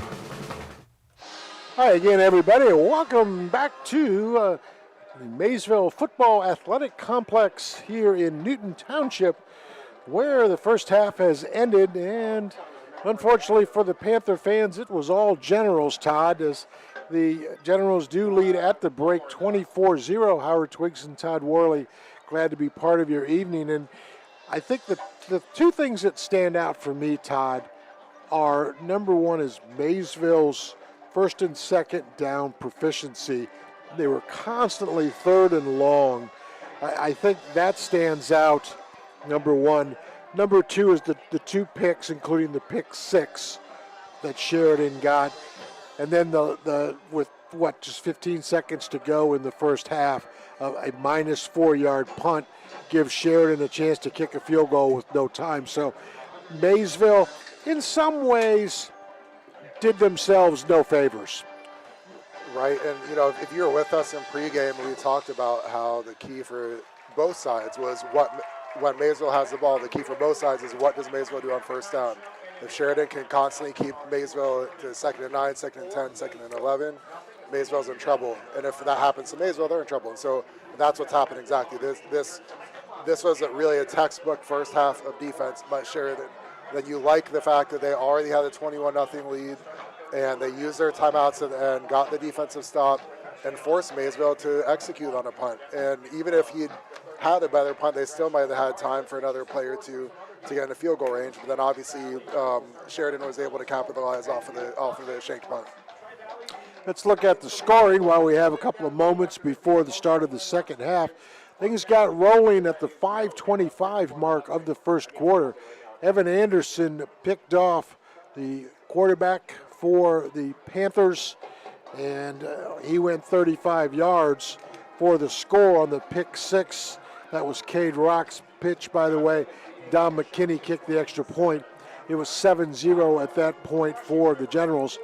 And then later in the first quarter at the 2:46 mark, Luke Link had a 35-yard run. McKinney's kick was good. It was 14-0 at the end of the first quarter. Quickly in the second quarter, Sheridan came right back. After a long run by Link, Logan Jones, who spelled him, ran 12 yards for the score. McKinney's kick was good. It was 21-0. And then Maysville, trying to run out the clock at the end of the first half, had 5-6 seconds left to go. They were punting from their own end zone. The line of scrimmage was the, I believe, 8-yard line. The punt from the end zone went to the 4, and that gave Sheridan one chance to score a touchdown. It was called back by a penalty, but with no time remaining, Dominic McKinney kicked the 25-yard field goal for Sheridan, and that's where we stand 24-0. So Sheridan, I think, has a lot to be happy about. Maysville, some things to work on. Yeah, in the locker room right now, if you're Maysville, you're searching for answers offensively. I know their identity is to run the ball. They run a wing T scheme. You have to be able to run the ball that, but just to be blunt, they can't run the ball against Sheridan. They've tried every which way, and it just hasn't worked. And so at this point, you're talking to Cade Rock, the QB in the locker room. You're saying, what are the passing plays, the passing concepts you have the most confidence with, where you're the most comfortable? And I think they tried 1 or 2 screen passes in the first half. That has to be, think on first down, you may have to start to work in the quick game, so you're making those 5 or 6 yards completions 5 or 6 yard completions to set up 2nd and 5, 2nd and 4, then maybe you can run the ball a little bit. But when Sheridan knows it's coming every time, you have no chance of running the ball on these guys. By the way, Sheridan won the coin toss to begin the game. They deferred, so they will get the football to start the second half. All right, let's take a look at some numbers. First for the Panthers. They ran the football 14 times for a net of 28 yards on the ground. Through the air, Cade Rock was 6 of 7 for 33 yards and the 2 picks, a total of 61 yards of offense for Maysville in the first half. On the ground, Gator Nichols 7 carries for 12 yards. Landon Iden 2 carries for 8. Cohen Llewellyn a couple of carries for 2. And Cade Rock 4 carries for 6. Through the air, the passing department for Rock, he had with the 33 yards, or I should say 54 yards. Gator Nichols caught a pass for 4. Matt Harper caught a pass for 7. Landon Iden caught 2 for 15. Gavin Ferguson caught 1 ball for 7. So officially 5 of 7 for the 33 yards for Cade Rock and the gang. So penalty-wise for Maysville, they were penalized twice for 10 yards. Now for Sheridan, obviously better numbers. They ran the football just 10 times. It seems like more, but 10 times for 133 yards on the ground. Through the air, Logan Hupp completed 3 passes for 22 yards, and Tice Whiteman, who spelled him, was 3 of 7 for 54 yards. So through the air, 76 yards for the Sheridan Generals, and that adds up to 209 yards of offense for Sheridan. No turnovers in the first half for the Generals. On the ground for Sheridan, the big guy, Luke Link, 7 carries for 127 yards, but bear in mind also a 75-yard run. Tice Whiteman had a carry for 3. Logan Russell had a carry for 1. Logan Hupp had a carry for 2. And through the penalty department, Sheridan was penalized 5 times for 25 yards. So it's all Sheridan Generals. They are in the first half. We'll take a break. When we come back, we'll start the second half. So again, at the break, 24-0, Sheridan leads Maysville. Back in 2 minutes.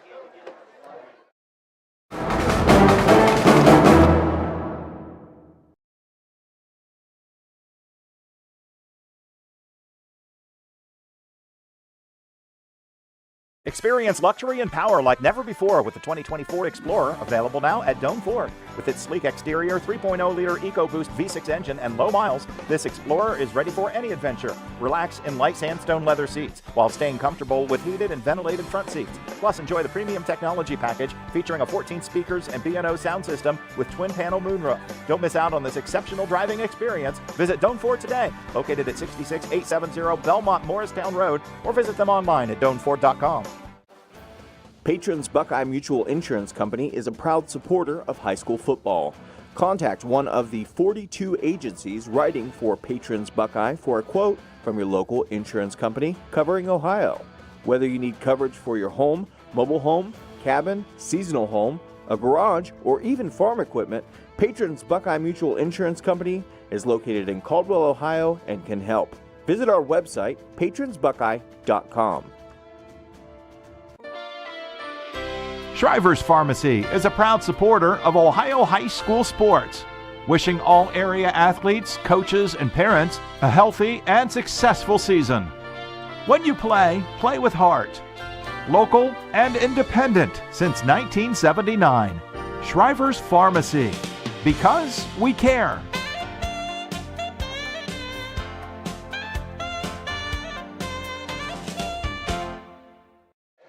Welcome back, everybody, to what we hope will be a competitive second half. Howard Twiggs and Todd Worley, glad to be part of your evening and taking care of us is Brett and Andrew and the tech crew. We appreciate their work.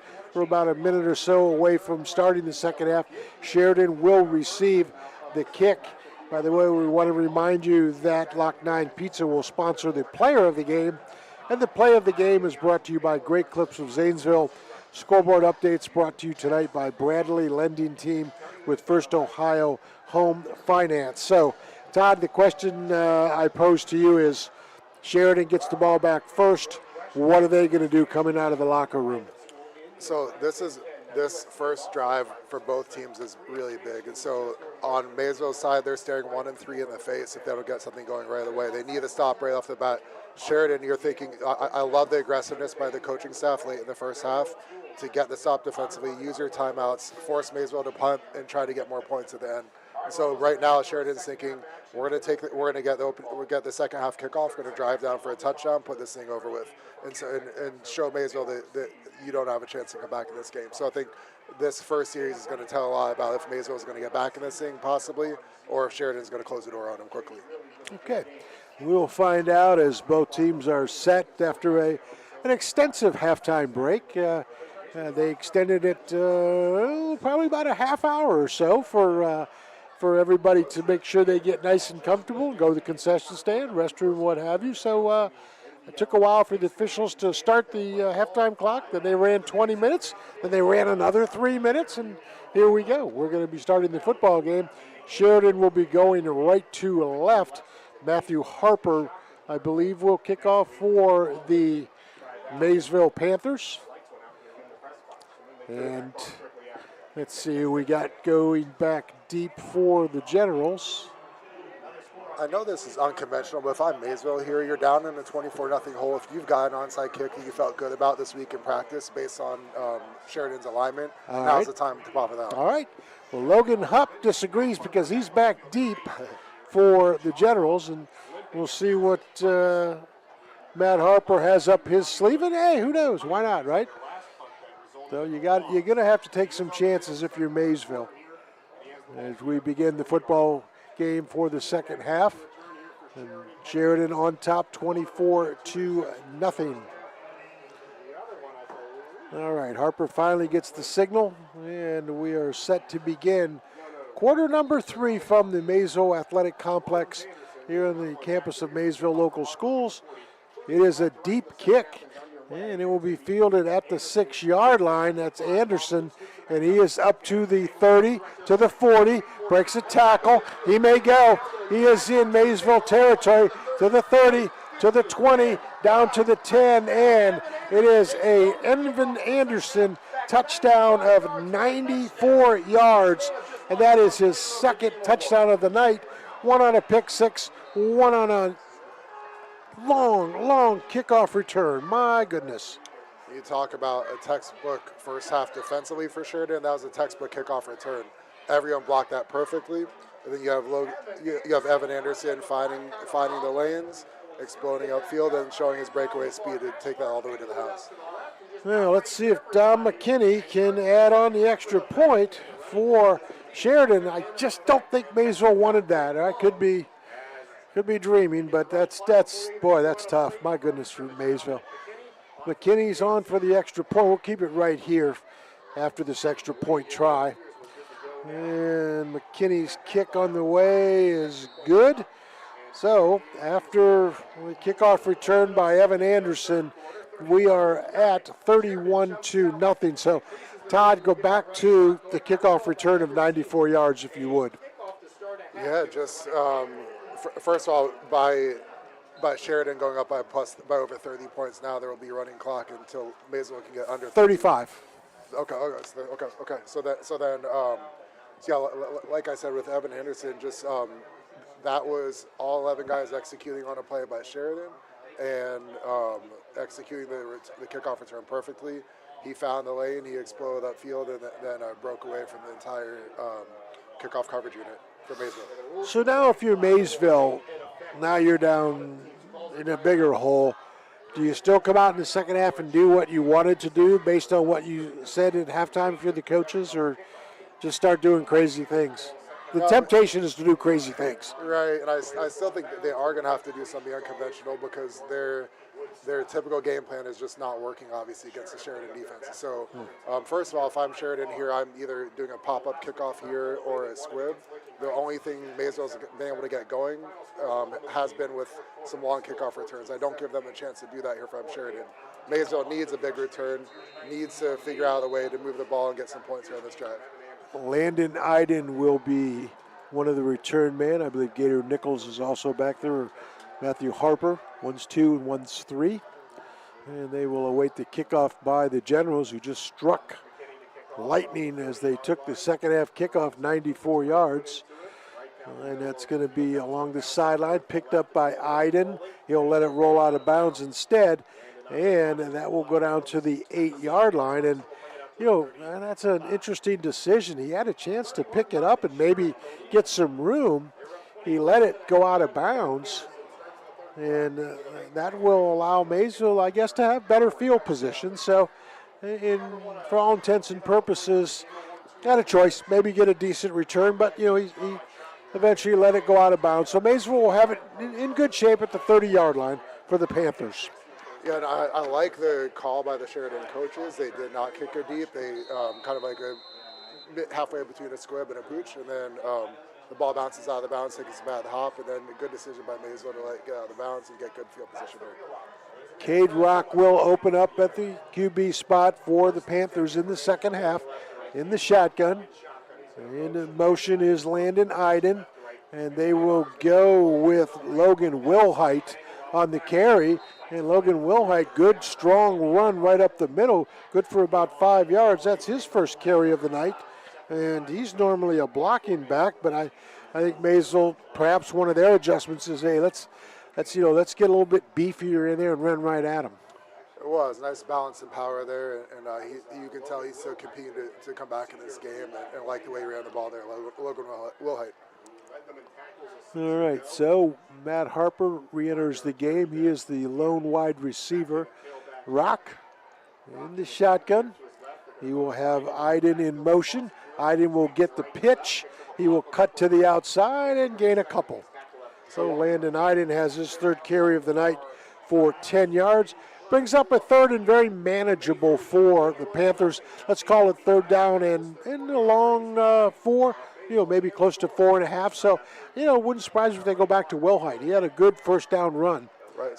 One adjustment Maysville's making early here, the last 2 plays they've lined up in a tackle over formation. So they've got, on one side they've got just guard and tight end. On the other side they have center, guard, tackle, then another tackle. And so I think they're trying to run to that strong side.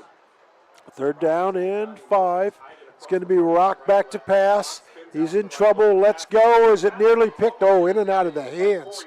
And, Holden for the cornerback spot for Sheridan nearly had another interception, and that is going to bring up another punt situation for the Panthers. 5 of 8 now for 33 yards for Rock. And let's see, I think they will in fact punt, 4th down from their own 40-yard line. Gavin Ferguson runs onto the field for special teams duty. And are they going to go for it? Oh, my goodness. Well, there's your first gamble of the football game. They're going to go for it on 4th down and 5. That's Iden in motion. Nope, they're going to try and draw him off. And it doesn't work, so they take the timeout. Well, you've seen this many times where a team tries to stutter that cadence, and Sheridan, I think, well-schooled, well-coached on that. As soon as they lined up for the 4th down try, I'm sure the coaches on the sideline said, hey, watch for the signal count, don't jump. And Sheridan, to their credit, does that. So Maysville will burn the timeout at the clock here in the third quarter is moving. So the clock actually should be stopped. They're gonna have to really button up this clock situation. Maysville takes the timeout, and now the officials are trying to wave off and get themselves together. So you'd mentioned the running clock at 30. Yeah, I believe you are correct. So Sheridan up 31-0 will have the benefit of the running clock. So they are going to have some time back onto it. probably in the neighborhood of about 7 minutes and 30 seconds. So everybody just trying to scramble a little bit, I suppose, at this point. That gives us a chance to talk about our sponsors. They are Allen Hunter State Farm, Stoney's RV Sales and Service, Patrons Buckeye Mutual Insurance, Cedar Ridge Behavioral Health Solutions, Great Clips of Zanesville, Shriver's Pharmacy, People's Bank, Doan Ford, WB Green Insurance, and West 40 Auto Sales. So those guys keep us going, and we're also glad to have them as sponsors. You're listening to high school football on Nash Icon. Howard Twiggs and Todd Worley. Maysville now will face the 4th down. And you know what? They are going to stay on the field again. So, 7:30 to go officially in the 3rd quarter. Maysville will go for it, 4th and 5 from their 40-yard line. And Rock will have a handoff to Iden. Iden trying to turn the corner. He is not going to get there. So Landon Iden luckily back to the line of scrimmage. And, you know, Sheridan has done a great job of really stringing out the wide stuff. Maysville has had such few opportunities to turn anything upfield. Maysville really has struggled trying to get outside for the blocking. I mean, Sheridan's shut the interior rundown, their perimeter rundown, just everyone's playing assignment sound. They're winning their battles and really playing well. And I think, I like the call. I know Maysville didn't convert, but I like the call to go for it. You either decide, are we going to play to win in the game, or are we going to just punt and let the clock run out? And I like their aggressiveness there. 1st and 10 for the Generals at the Maysville 38-yard line. They're in command. It's Link, breaks a tackle, breaks another one, gets down to the 30-yard line, good for 8 yards. And I see a little bit of fatigue perhaps on the Maysville front 4, front 5. Todd, that time Sheridan really bullied them off the line of scrimmage.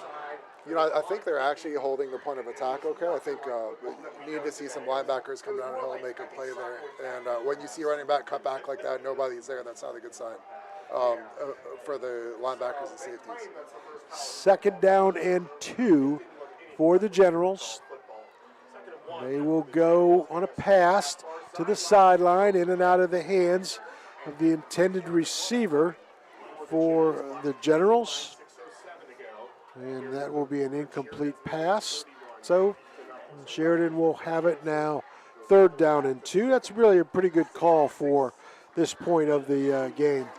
That pass, by the way, was intended for Wyatt Link. 3rd down and 2 for the Generals. Like the coverage there by Cade Rock playing outside linebacker, it looks like he saw the running back leak out and he was right on him and forced the QB to overthrow it. 3rd down and 2. Expect a heavy dose of Luke Link, I'm going to think right here. Whiteman in the shotgun. He will pitch to Link, and Link is stuffed. Well, that's the first time we've seen that play for Sheridan. It's kind of a delayed pitch, and Maysville does a great job of busting through the line, and Link is actually going to lose a couple yards. Now, interesting decision time for Sheridan. Will they go for it on 4th down? Nice play there by Noah Jarger. It looked like he went unblocked, read his keys perfectly, and executed and made the play in the backfield. And now, if I'm Sheridan, I think you have so much confidence in your defense. It's not a big deal if you give the ball up closer to midfield. I think I like the decision to go for it here. 4th down for the Generals, 4th and 6 after the loss of a couple. And they're going to go with Whiteman on the carry. I think he's short. I believe Tice Whiteman is going to be about a yard short. So the Maysville Panthers will take over on downs. And that's a nice job by Maysville of setting the edge, doing a good job of holding their ground.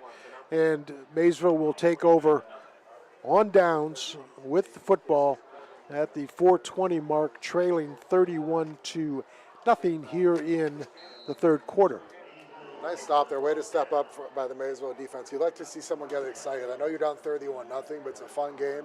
You got a beautiful night with a big crowd. Get excited when you make a play like that. 4 minutes to go here in the 3rd quarter.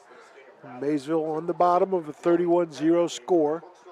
And they will have one receiver, a couple of wing backs.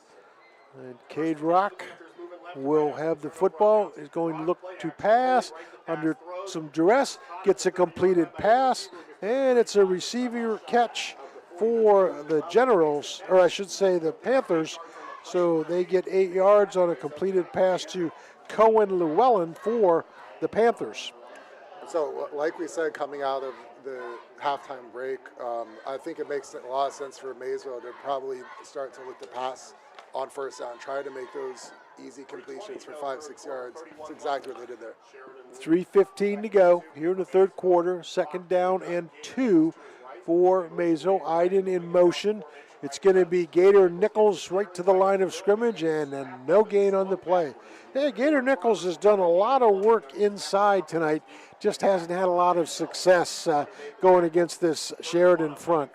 You can be an absolute stud of a running back, and if there's nowhere to go, there's nowhere to go. Yeah. That's what's been the case for what the Sheridan defense has done tonight. 8 carries, 12 yards for Gator tonight, and now a third. Well, officially they gave him a yard, so good for him.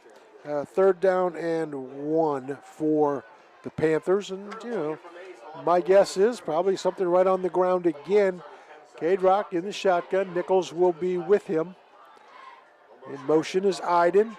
That's Nichols again, right to the line of scrimmage. I think he's going to be short. No gain on the play.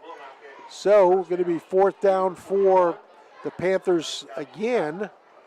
Gator Nichols now 9 carries, 13 yards. So 4th down, close to a yard, and no doubt you go for it here. Have to go for it. Nothing to lose at this point. I mean, it's an uphill climb. They gave him the first down. So big break for Maysville. So I do like the wrinkle of the tackle over formation by Maysville. They're still struggling running the ball. At least it's something different. They're trying something different. Trying to throw something at Sheridan that they may not have seen, at least tonight. And let's see if they can start to have some more success with that.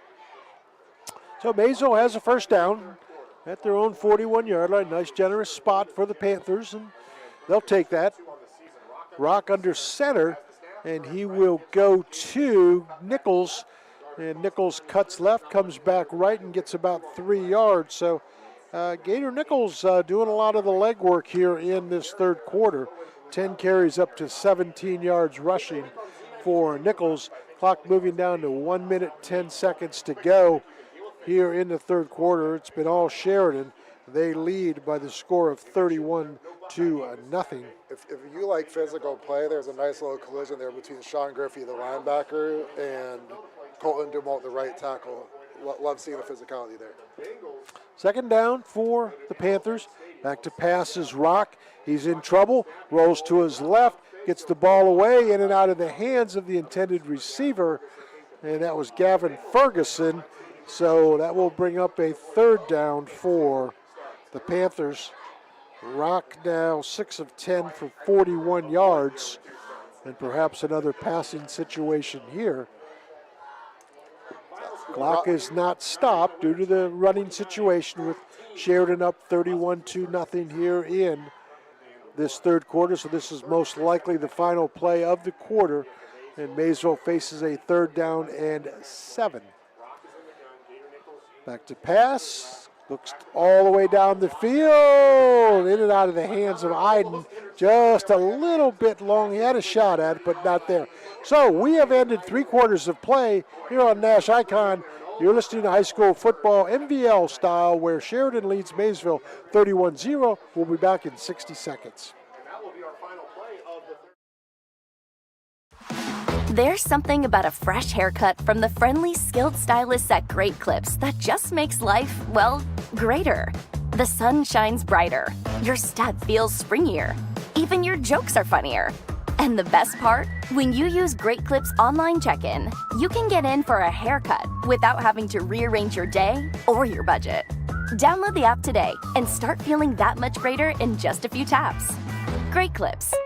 It's gonna be great. Attention RV enthusiasts. Stoney's RV is having a model year closeout. Save thousands on your dream RV. Don't wait, now's the perfect time to get into their winterization schedule and ensure your RV is ready for the colder months ahead. As a full-service dealership, they've got you covered from sales to maintenance. Need propane? Stoney's has a fill station on site. Plus, check out Stoney's massive parts and accessory store, the largest in the area. Visit Stoney's RV today and drive away with incredible savings. Fourth quarter about to begin here from the Panther Athletic Complex on the campus of Maysville Local Schools, where the Panthers have it fourth down. It looks like they're going to punt the football away. Logan Hupp will be back deep for the Generals. It has been all Sheridan. Whistles stop things before we even start here in this fourth quarter. And let's see. Well, still no indication of what's going on, so the officials tonight, they've made some interesting calls, I guess, without the benefit of a flag on the field. They're talking to some Maysville guys along the line, so I can't imagine what they're talking about, Todd. We're starting a punt situation. It's the fourth quarter. Some time did come off the clock, and the ball hasn't been snapped. I'm not sure if that's it, or I don't know either.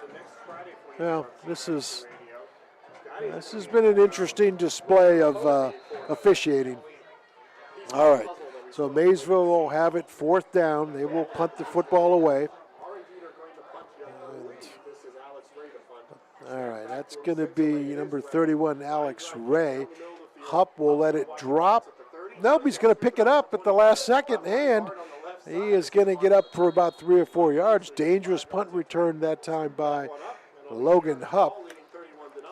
And Sheridan will have the football safely in their own territory at the 11:26 mark of the fourth quarter, with the Generals leading by the score of 31-0. You know, he's listed at 5'8", 145, but Carter Abella for Maysville packed a little punch there on that tackle. A nice little hit there by the little guy. All right, so let's see. Tice Whiteman remains at quarterback for the Generals, up 31-0. They have it first and 10 at their own 30-yard line. Running situation for Sheridan. They go with the wing back coming through, and that's good running room for the Generals. That's going to be another long first down run, and that is going to be Logan Jones for the carry. So Logan Jones has his first run of the night, and they're going to get a hold. So Logan Jones negate that. That's too bad. And that will be another penalty against the Generals. You know, despite the score, they've had some really costly penalties, have the Generals. They have, you know, and when you've got a big lead like this, as a coach, you have to sometimes focus on the negatives so your team doesn't get too complacent, and they continue to keep working to improve, and that's going to be something that they'll work on in film and in practice in this coming week. All right, so the clock is stopped, and it should be strike two. That's a catch, and that's going to be a touchdown, I believe, down to the 20, to the 10. Oh, finally brought down from behind is Wyatt Link, as Landon Iden saved a touchdown run. But a great run and catch for the Generals. So Sheridan's found something with this Tice Whiteman kid at QB. When he delivers the ball with confidence, he's accurate at all three levels. I want to say something about Maysville. I know they're down 31-0, possibly about to be 38. But you look at Landon Iden there. You want to talk about team culture and about effort. Yeah. He chased a guy down, 70 yards downfield to save a touchdown. Yeah, and good for him. In a game they're not going to win. That's really impressive. But you know what? That's something that you can say, hey, during film, okay, that guy didn't quit. Good for him. So, well done by Landon Iden. And right up the middle on the carry for the Generals. I believe that is a new back in there. And that will be Luke Bontrager, I think, maybe on the run. All right. So it will be a second down for the Generals.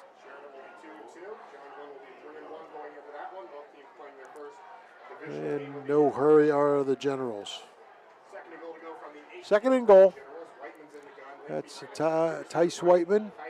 And he will go to, looks like Link down to the 6-yard line. And make it 3rd down and goal now for the Generals. 11 carries, 140 yards tonight for Luke Link. Nice play by linebacker Logan Wilhite there. Like the instincts to read the play. It comes downhill and makes the tackle on the perimeter. Nice play there. So, 3rd down for the Generals. Clock moving quickly here in this 4th quarter. We're at 8:15, and Sheridan trying to pad their 31-0 lead. And that's Tice Whiteman, who's gone most of the way after Logan Hupp started. And Whiteman's had a pretty good night. He is going to roll to his left. He looks to the end zone, wide open. That's a touchdown strike. Luke Bontrager, the tight end, catches a touchdown pass for the Generals at the 7:50 mark, and a strike for Whiteman. Touchdown pass. Bontrager leaked out there and just nobody covered him. Whiteman's had some really accurate balls in tight spaces. That wasn't one of them. The ball was accurate, but he was wide open though. Try now for extra point by McKinney for the Generals. Stop of play as we await the extra point. 5 of 10, 118 yards for Tice Whiteman tonight, including that strike to Bontrager. Let's see, we have a new kicker in there. I'm not sure that McKinney's going to be kicking the extra point. We will try to get a number on that. Kick on the way is good. And that, in fact, is a good extra point. So we stand at 38-0. We will keep it right here as the clock is, in fact, still rolling now. That gives us a chance to talk about Allen Hunter State Farm, Stoney's RV Sales and Service, Patrons Buckeye Mutual Insurance, Cedar Ridge Behavioral Health Solutions, Great Clips of Zanesville, West 40 Auto Sales, WB Green Insurance, Doan Ford, People's Bank, and Shriver's Pharmacy. Those are our sponsors.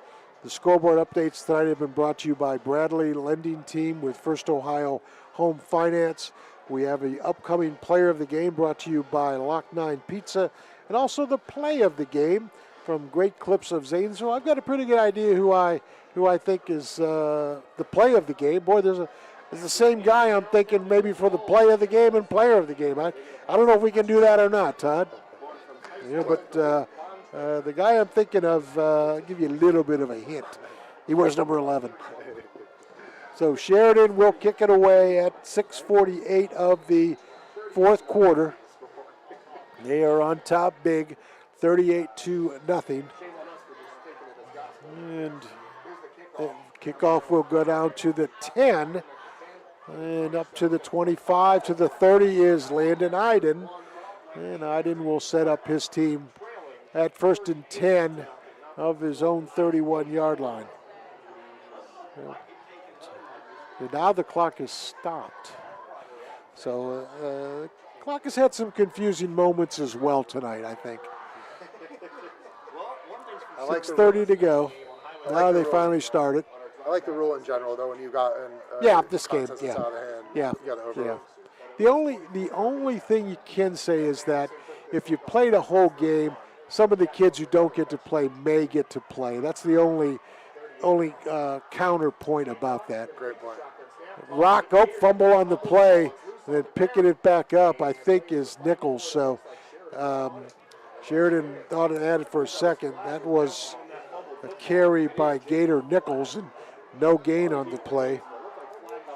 So make it 2nd down and 10 for the Generals, or I should say the Panthers, at the 5:50 mark of the 4th quarter. Okay, so actually they give Nichols a loss of 1. Rock remains at the quarterback spot. That's Cade Rock. He will pass, roll to his right. In trouble, lets go of it, got a completed pass. Just a couple of yards to Nichols. So Gator Nichols on the receiving end of a 4-yard pass, and that's really about all that Rock could do, Todd. I mean, he was just under so much pressure. With that concept, he's sprinting to his left and actually retreating as he sprints. And so there's no, that completely eliminates about 90% of the field there. So like you said, that was the only place he could go with the ball. At least he delivered it accurately, though. 3rd down and 8 for the Maysville Panthers, and trying to get on the scoreboard. They're being shut out. That's going to be a counter play to Nichols, and Nichols will go nowhere. Probably a loss of 2 on the play. And I'll tell you what, Gator Nichols going to know that he was in a football game after this one. He has just gotten pounded tonight. 4th down, and Maysville will no doubt punt here, as it's down to 4:25 to go here in the football game. I can't imagine they'll go for it, can you? There they are, 4th down and 11 from their own 30-yard line for Maysville, and interesting decision for the Panthers. Rock will pass, go in and out of the hands of the intended receivers. That was Matt Harper. Boy, they had a 1st down there if he could have converted. Rock's actually delivered some impressive passes, both with his feet set in the pocket and rolling right and rolling left, and that was another one of them. And credit to the Maysville coaching staff, they dialed something up that was open. He put a strike on Harper's numbers, and Harper just didn't make the catch. Okay, well, clock is stopped at 3:58 of the 4th quarter, 38-0 in favor of Sheridan, and they give 1st down signal to the Generals, and officials say, let's get it going here. And let's see, is that a new quarterback into the lineup for the Generals? I believe that is a new quarterback for Sheridan, and that will be Graham Anderson, a freshman. So a freshman getting his first shot tonight, and Anderson will hand off. That will be to Russell. Russell will get a couple of yards and be pushed out of bounds. Logan Russell has his 2nd carry of the night. Looks like Maysville's got some backups in their defense. Sure. Too, Yeah. This is a good time for everybody to get a little bit of, albeit just a few minutes left in the game, some time for a lot of the new guys. So a complete domination tonight by the Generals, and they will have a lot to celebrate.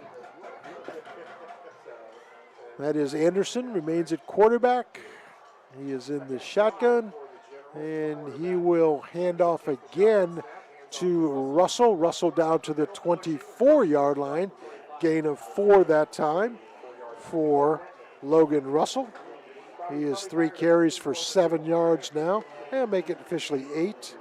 3 carries for 8 yards. And 3rd down and short now for the Generals. 2:25 to go here in the football game. Sheridan on top, and they got things going at the 5:25 mark of the 1st quarter on a pick 6, and they have not looked back. They have scooted their way. All right, 3rd down and 3 for Sheridan. Back to pass is Anderson in trouble. Leaks out to his left, still runs, tries to turn it inside, and then pushed out of bounds. So just a little bit of freshman inexperience there, I think, Todd. Probably should have just, if he was going to run, just cut it back and went straight ahead.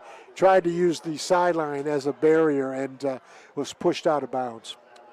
Right, and just getting nice to get him some varsity experience under the lights in front of a pretty big crowd here, and then see if, I know Sheridan wants to punch this thing in, or at the very least run out the clock and not put their defense back on the field. Well, what do we get now? Do we have another flag or another penalty with no flag? Yeah, they're going to say a penalty. So I think that's the 5th time we've seen a penalty with no flag. I'm running out of fingers and thumbs. All right, 3rd down and now 8 for Sheridan. Perhaps another passing play for Anderson. And he will hand off this time. Straight ahead to Russell. Russell down to the 23-yard line. And gain of 4. So makes a 4th down situation for the Generals. And I'm thinking that they get this first down, it's going to be lights out. Yeah, looks like it here. 2-2 on the season. Maysville will drop a tough game tonight. I think probably a lot of the folks thought that they had a pretty good chance. Sheridan being a little bit down this year.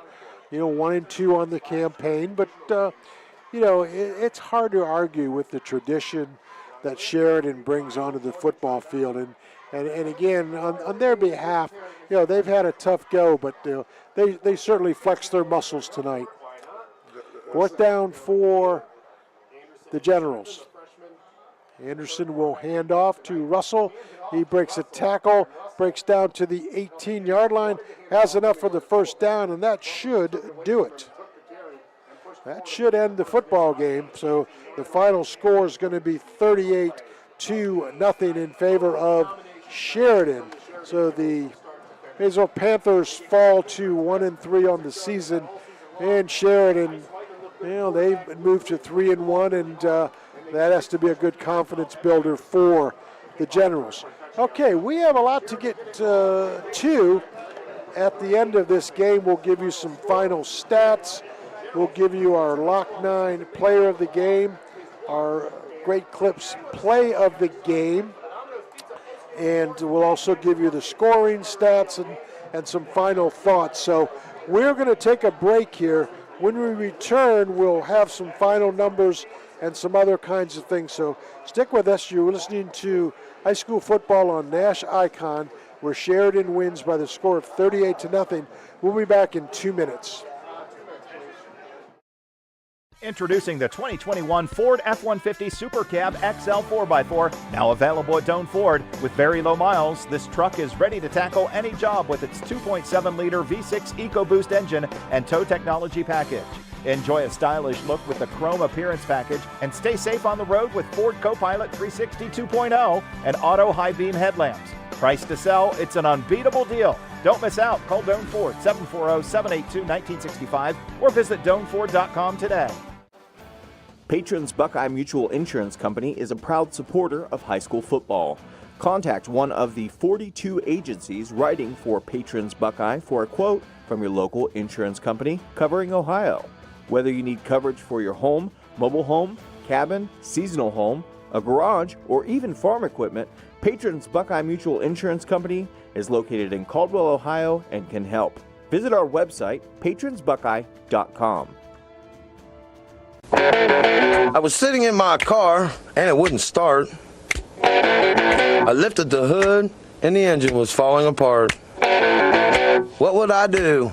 My eyes filled with tears. Then on the radio I heard of West 40 by Pay here, where for a little money down and a little each week, I could have a car, nice, shiny, and sleek. So I walked in the door and I put the money down. Now I got a nice car that I can drive around. West 40 by Pay here will help rebuild your credit. The corner of Dewey and Route 40 in Cambridge, don't you forget it. West 40 Auto Sales, corner of Route 40 and Dewey Avenue in Cambridge, is home of the guaranteed credit approval, with most loans approved while you wait. Go to their website to fill out an online loan application, west40autosales.com. You'll also find their weekly special listed there. And welcome back, everyone, to the postgame tonight, where the Generals of Sheridan walk out of here in pretty good shape as they thump the Panthers of Maysville by the score of 38-0. Howard Twiggs and Todd Worley, glad to be a part of your evening. And Todd, let's go right to the scoring. First for Sheridan, as a matter of fact, all Sheridan. 5:25 of the first quarter was a pick six by Evan Anderson for 35 yards. Dominic McKinney kicked the extra point, and that made it 7-0. Later in the first quarter, Luke Link at the 2:46 mark ran 35 yards. McKinney's kick was good. It was 14-0 in favor of Sheridan at that point. Opening up the second quarter at the 10:23 mark, Logan Jones, who had come in for Link after Link had ran 75 yards, Jones on a 12-yard run scored, and McKinney kicked the extra point. And then after a bad punt snap for Maysville at the end of the first half, on the last play, he gave Sheridan one crack at a field goal, and Don McKinney kicked that from 25 yards out. And at that point, it was 24-0 in favor of Sheridan. And then Sheridan received the second half kickoff, and then bang, bang, Evan Anderson scored his second touchdown of the night. This one on a 94-yard kickoff return. McKinney's kick was good. It was 31-0. And then later in the fourth quarter, Tice Whiteman to tight end Luke Bontrager from 4 yards out to end the scoring at 38-0. Your thoughts just about some of the scoring, Todd? Just, really an impressive performance by Sheridan in all three phases. And I want to say this, I think Maysville is at a bit of a crossroads. And what I mean by that is they played against two really good defenses this year in John Glenn and now Sheridan, and their offense has been completely shut down. They can't run the ball whatsoever. If you want to stay with the wing T, then that's probably what you're facing when you play against a good defense. You're going to have trouble getting any first downs, let alone moving the ball and scoring. So what do you do? Do you change the playbook up? Do you change your personnel around? What do you do? Have to search for answers, and you still got 6 games left in the regular season to possibly find something. But if you stick with what you've been doing, I think you're going to continue to get the same results every time you play against a good defense. All right, let's take a look at some final numbers. First for the Panthers of Maysville. On the ground, they would not have a lot of success. They had 23 carries for 39 yards rushing. They were led by Gator Nichols with 12 carries for 16 yards. Landon Iden had 4 carries for 10. Cohen Llewellyn ran it a couple times for a couple of yards. Cade Rock 4 carries for 6 yards. Through the air, Cade Rock was 7 of 12 for 44 yards and 2 picks. Gator Nichols caught a couple of balls for 7. Cohen Llewellyn caught a ball for 8. Matt Harper 1 for 7. Landon Iden caught a couple catches, and Gavin Ferguson also had a 7-yard reception. For Sheridan, on the ground, they had a pretty good night, led by Link. They ran the football 19 times for 166 yards. No turnovers, by the way, for Sheridan tonight. Through the air, 5 of 10 for Tice Whiteman, 118 yards. On the ground, Luke Link, 11 carries for 140. Logan Hupp had a carry for 2. Logan Russell, late duty, had 5 carries for 16. Tice Whiteman, 2 carries for 8. Through the air, as we said, 5 completions for Whiteman. Evan Anderson had a catch for 12. Bontrager had the touchdown. Wyatt Link had a 60-yard strike. Skinner, 27. Connor Risen caught a ball for 15 for Maysville. All right, that adds up the final numbers, and again, the final score 38-0. A couple of things to give out. Now, let's be honest here. Anytime you lose 38-0, it's kind of difficult to scramble around and find something. But, I think, Todd, in all fairness, the Lock 9 player of the game, and you know what? This guy just ran hard. He didn't have a lot of success. He did catch a couple of balls out of the backfield. Only 19 yards rushing, but I liked his effort. That was Gator Nichols, the running back / wing back for Maysville, as our Lock 9 player of the game. He will receive that. Now, as the play of the game, we mentioned earlier that Landon Iden, I thought, made 2 excellent plays. The interception in the end zone, and then tracking down the receiver for Sheridan to stop a touchdown. Landon Iden really played his heart out tonight, and he is our Great Clips honoree of the play of the game. So congratulations to those 2 young men, and hopefully somebody here at Maysville can help us pass those on to those 2 guys. So final score 38-0 in favor of Sheridan over Maysville. Some final thoughts, Todd, if you would.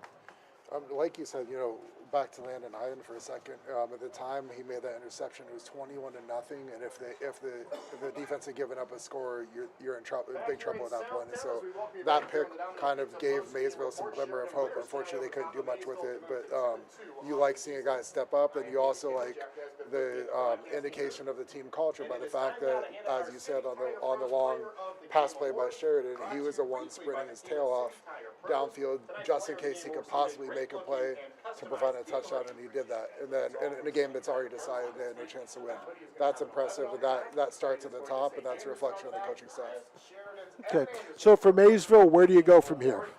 Like I said, I think offensively you're searching for answers. If you're going to keep running the same offense with the same play calls against good defenses, you're probably going to get shut out or have a lot of trouble scoring against those teams. And you've still got 6 games left. There's time to change things up. They're not going to go in an area of the offense by any means, but whether that means we throw the ball more on first down, whether that means change the personnel up a little bit, have to tinker with some things. Meet as a coaching staff, tinker with some things in practice with players in different spots, different play calls, something, because have to get the offense going, because not a good trend that I'm seeing so far this season when Maysville plays against really good defense. Now, for Sheridan, good win tonight. Where do you move now? And so much of coaching is psychological, and what I mean by that is this was a dominant performance offensively, defensively, and by special teams for Sheridan. And so you don't want you're now back at 2-2 where you feel much better than being at 1-3. But you don't want your guys to get complacent about this game and to get too far ahead of themselves. And so I think you have to almost say, yes, there were a lot of really good signs coming out of this game tonight, but we gave up some long kickoff returns. And we had first and 10 at the 12-yard line, up 21-0, chance to put the game away. We throw a pick in the end zone. Those are the things sometimes you have to harp on the negative when you have such a lopsided victory, to keep your players' attention, to keep them sharp, and so they continue to focus and improve in film tomorrow and in practice this coming week. All right, well, that's going to do it. But before we sign off, we want to again mention our great sponsors: West 40 Auto Sales, WB Green Insurance, Doan Ford, People's Bank, Shriver's Pharmacy, Great Clips of Zanesville, Cedar Ridge Behavioral Health Solutions, Patrons, Buckeye Mutual Insurance, Stoney's RV Sales and Service, Allen Hunter State Farm. Scoreboard updates by Bradley Lending Team with First Ohio Home Finance. Our thanks to Brett and Klein for the tech side. Our player of the game from Lock 9 Pizza is Gator Nichols. And our play of the game from Great Clips of Zanesville is Landon Iden. That's going to do it, everybody. 38-0, Sheridan over Maysville. Thanks for listening. We hope you have a great weekend. We'll see you next week.